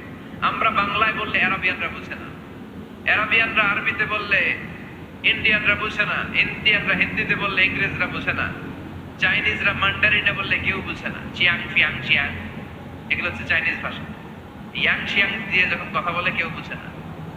প্রথম মাগরিবের সালাত পড়ে আমি প্রথম নিগ্রু মানুষ আবিষ্কার করলাম। এর আগে কোনোদিন কালো মানুষ দেখি নাই। সালাম ফিরে ডানে দেখে এক নিগ্রু, বায়ে দেখে আরেক নিগ্রু। আমি মনে করছি কেরামান কাতিবিন। এই নিগ্রু দেখে আমি দিছি দৌড়। সবাই কই দৌড়ান কেন? আমি বললাম এরা কারা? আমারে বলা হলো এরা আপনার বন্ধু। এরা কি? এই কালো লোক নাকি আমার বন্ধু। বললো 5 বছর এই নিগ্রুদের সাথে আপনার থাকতে হবে। 100টারও বেশি দেশের ছাত্র আমরা একসাথে থেকেছি। কারো ভাষা কেউ বুঝে না, কারো গায়ের রঙের সাথে কারো গায়ের রঙের মিল নাই। চিল্লায় বলেন সুবহানাল্লাহ। এজন্য রব্বুল আলামিন বললেন, লাকাদ খালাকনাল ইনসানা ফি আহসানি তাকওয়িম। আমি মানুষকে চমৎকার আকৃতিতে তৈরি করেছি। সুম্মা রাদাদনাহু আসফালা সাফিলিন। তারপর মানুষকে আমি আবার নিম্নমুখী করেছি। মানুষের সৌন্দর্যটা সব সময় থাকে না। এই যে যুবক অবস্থায় আমাদের কি সুন্দর চামড়া, কি সুন্দর দেহ, বয়স যখন 70-80 হবে এরকম থাকবে? কথা বলেন না। এই কালো দাড়িগুলো সাদা হয়ে যাবে, বয়সের ভারে মিজানুর রহমান আজহারি নুজ্জ হয়ে যাবে, লাঠি লাগবে তখন। তখন স্টেজে উঠবে, হায়াতে বাসায় থাকলে লাঠি নিয়ে উঠতে হবে। কথা কর। আমার নানা বাইরে দেখতাম গাড়িতে একটা লাঠি রাখতো, মরহুম পীর সাহেব গোলাম সাদেক সাঈদী। গাড়িতে সব সময় লাঠি। এই লাঠি নিয়ে গাড়ি থেকে বেরোতো, লাঠি দিয়ে সিঁড়ি বেয়ে উঠতো, মাঝে মাঝে আমরা ধরেও উঠাতাম। তো উনি কি এরকম ছিল না? একদিন ইয়াং তাগড়া যুবক, রং ধরা যৌবন, জং ধরে শেষ, থাকে না। আসফালা সাফিলিন এর দুইটা তাফসীর, একটা হচ্ছে ইলা আরযালিল উমর, সব সময় মানুষ যুবক থাকে না, একটা সময় তারে বৃদ্ধ বানিয়ে দেয় কে? আবার আল্লাহ বুঝালেন মানুষ ভালো হলে অনেক ভালো হয়, খারাপ হলে অনেক খারাপ। মানুষ ভালো হলে ফেরেশতার চেয়ে ভালো, মানুষ খারাপ হলে পশুর চেয়েও খারাপ। কথা বলেন ঠিক কিনা? এক পশু আরেক পশুরে মারে না, এক পশু আরেক পশুরে হত্যা করে না, কিন্তু মানুষ মানুষে মারে কি মারে না? A lion never kills a lion, a dog never kills a dog, an elephant never kills an elephant. একটা হাতি একটা হাতিরে মারে না, কুকুর কুকুরে মারে না, কিন্তু মানুষ মানুষকে মারে কিনা? এজন্য আল্লাহ বললেন লাকাদ খালাকনাল ইনসানা ফি আহসানি তাকওয়িম সুম্মা রাদাদনাহু আসফালা সাফিলিন ইল্লাল্লাযীনা আমানু ওয়া আমিলুস সালিহাতি ফালাহুম আজরুন গায়রু মামনুন। দুই শ্রেণীর মানুষের এই বিপদ নাই, যারা ঈমান এনেছে, সৎ কর্ম করেছে। কার কথা? তবে ঈমানটা হতে হবে নির্ভেজাল। ওই ঈমানে শিরকের কোনো ছিটেফোঁটা থাকতে পারবে? তাহলে ওই ঈমান আপনারে মুক্তি দিবে। চিল্লায় বলেন ঠিক কিনা? ওয়া আমিলুস সালিহাত, নেক কাজ করে, সৎ কাজ করে, ফালাহুম আজরুন গায়রু মামনুন, তাদের জন্য এমন প্রতিদান আছে যেটা শেষ হবে না। আমাদের জন্য সবচেয়ে বড় প্রতিদান হচ্ছে জান্নাত। মুমিনের জন্য সবচেয়ে বড় পাওয়া হচ্ছে জান্নাত। চিৎকার করে বলতে হবে সবচেয়ে বড় প্রতিদান কি? মালিক তুমি জান্নাতে, তোমার পাশে আমায় একটি ঘর বানিয়ে দিও, একটি ঘর বানিয়ে দিও সে বিভীষিকাময় মহাদিনে, তোমার প্রতিবেশী করে নিও। মালিক তুমি জান্নাতে, তোমার পাশে আমায় একটি ঘর বানিয়ে দিও। পড়েন আমিন, চিল্লায় পড়েন আমিন। তার মানে যারা ঈমান আনবে, নেক কাজ করবে, তাদের হারাবার কিছু নাই। চিল্লায় কোন ঠিক কিনা? আমাদের হারানোর কিছু আছে? আমরা মল্লে শহীদ বাঁচলে, মল্লে শহীদ বাঁচলে, এজন্য ঈমানটা হতে হবে পাকা ঈমান। ঈমানদার কখনো পথ হারায় না। ঈমানদার ভরসা রাখে কার উপর? আপনি যদি ঈমানের পক্ষে থাকেন, কোরআনের পক্ষে থাকেন, ইসলামের পক্ষে থাকেন, আপনার উপর আযাব আসবে, গজব আসবে, বিপদ আসবে, নবীদের উপর যেমনি এসেছে। ঠিক কিনা? ঝুঁকি যদি আসে, ভয় যদি আসে, আপনার উপর আযাব যদি আসে, শাস্তি যদি আসে, অত্যাচার আসে, মুমিন কখনো ভয় পায়? কথা বলেন। মুমিন কখনো পথ হারায় না, মুমিন কখনো আশা ছাড়ে না। চিল্লায় বলেন ঠিক কিনা? কারণ মুমিন খুব ভালো করে জানে রাত্রি যত গভীর হয়, সুবহে সাদিকের সময় কাছে আসতে থাকে। কথা বলেন। গর্ভবতী মায়ের পেটের ব্যথা যত বাড়তে থাকে, নতুন মেহমান আসার সময় কাছে আসতে থাকে। তেমনি ইসলামের পক্ষে যারা কথা বলে, ইসলামের পক্ষে যারা লড়াই করে, হকের ব্যাপারে যারা বাতিলের বিরুদ্ধে আপোষহীন, তাদের উপর যত অত্যাচার আসবে, ইসলামের বিজয়ের সময় কাছে ঘনাতে থাকবে। চিল্লায় বলেন ঠিক কিনা? সে আল্লাহ বললেন ইল্লাল্লাযীনা আমানু ওয়া আমিলুস সালিহাতি ফালাহুম আজরুন গায়রু মামনুন ফামা ইউকাযযিবুকা বা'দু বিদ্দীন আলাইসাল্লাহু বিআহকামিল হাকিমিন। ও নবী, এরপরেও কোন জিনিস তাদেরকে ইসলাম থেকে দূরে রাখে? তাদেরকে জিজ্ঞেস করেন আমি কি শ্রেষ্ঠতম বিচারক নই? সব বিচারকের শ্রেষ্ঠ বিচারক কে? কার বিচারে কোনোদিন জুলুম হয় না? চিল্লায় বলেন। আল্লাহর বিচারে কেউ কোনোদিন ঠকবে? তিনি সবচেয়ে শ্রেষ্ঠতম বিচারক। বিষ্ণু বললেন সূরাতুত তিন তেলাওয়াত করতে করতে কেউ যখন এই অষ্টম আয়াতে চলে আসে, সেজন্য বলে বালা ওয়া আনা আলা যালিকা মিনাশ শাহিদিন। আল্লাহ, আমি সাক্ষ্য দিচ্ছি আপনি শ্রেষ্ঠ বিচারক। আপনার চাইতে শ্রেষ্ঠ বিচারক হতে পারে? দুনিয়াতে যে বিচারগুলো পান নাই, আপনি কি মনে করছেন আখিরাতে এই বিচার হবে না? কথা বলেন। আপনার উপর জুলুম করা হয়েছে, আপনাকে নির্যাতন করা হয়েছে, এগুলোর বিচার করবে কে? আপনার জমি মেরে খেয়ে দিয়েছে, আপনার সম্মান নষ্ট করেছে, বিচার করবে কে? যত অন্যায় বিচার পৃথিবীতে হয়েছে এগুলোর নতুন করে বিচার হবে। সেই বিচারকের সবচেয়ে বড় বিচারকের ভূমিকা পালন করবে আমাদের আল্লাহ। আহকামুল হাকিমিন। আল্লাহ পুরে question to the audience, to the মুমিনিন। মুমিনদের কাছে আল্লাহ একটা প্রশ্ন রেখে সূরাটা শেষ করেছেন। আলাইসাল্লাহু বি আহকামিল হাকিমিন। আমি কি শ্রেষ্ঠতম বিচারক নই? এজন্য আমাদের ভরসা সবসময় একজনের উপর, তিনি কে? আল্লাহ। আর মুমিন কখনো আশা হারায় না। মুমিন তাওয়াক্কুল করে কার উপর? ভরসা রাখে কার উপর? বিপদে আপদে, সকালে বিকালে, সর্বাবস্থায় ফরিয়াদ করে একজনের কাছে, তিনি কে? আল্লাহ আমাদের সবাইকে কথাগুলো বুঝার আমল করার তৌফিক দান করুক। আমরা পড়ি আমিন। আর জোরে পড়েন আমিন। সুবহানাকাল্লাহুম্মা ওয়া বিহামদিকা আশহাদু আল্লা ইলাহা ইল্লা আনতা আস্তাগফিরুকা ওয়া আতুবু ইলাইক।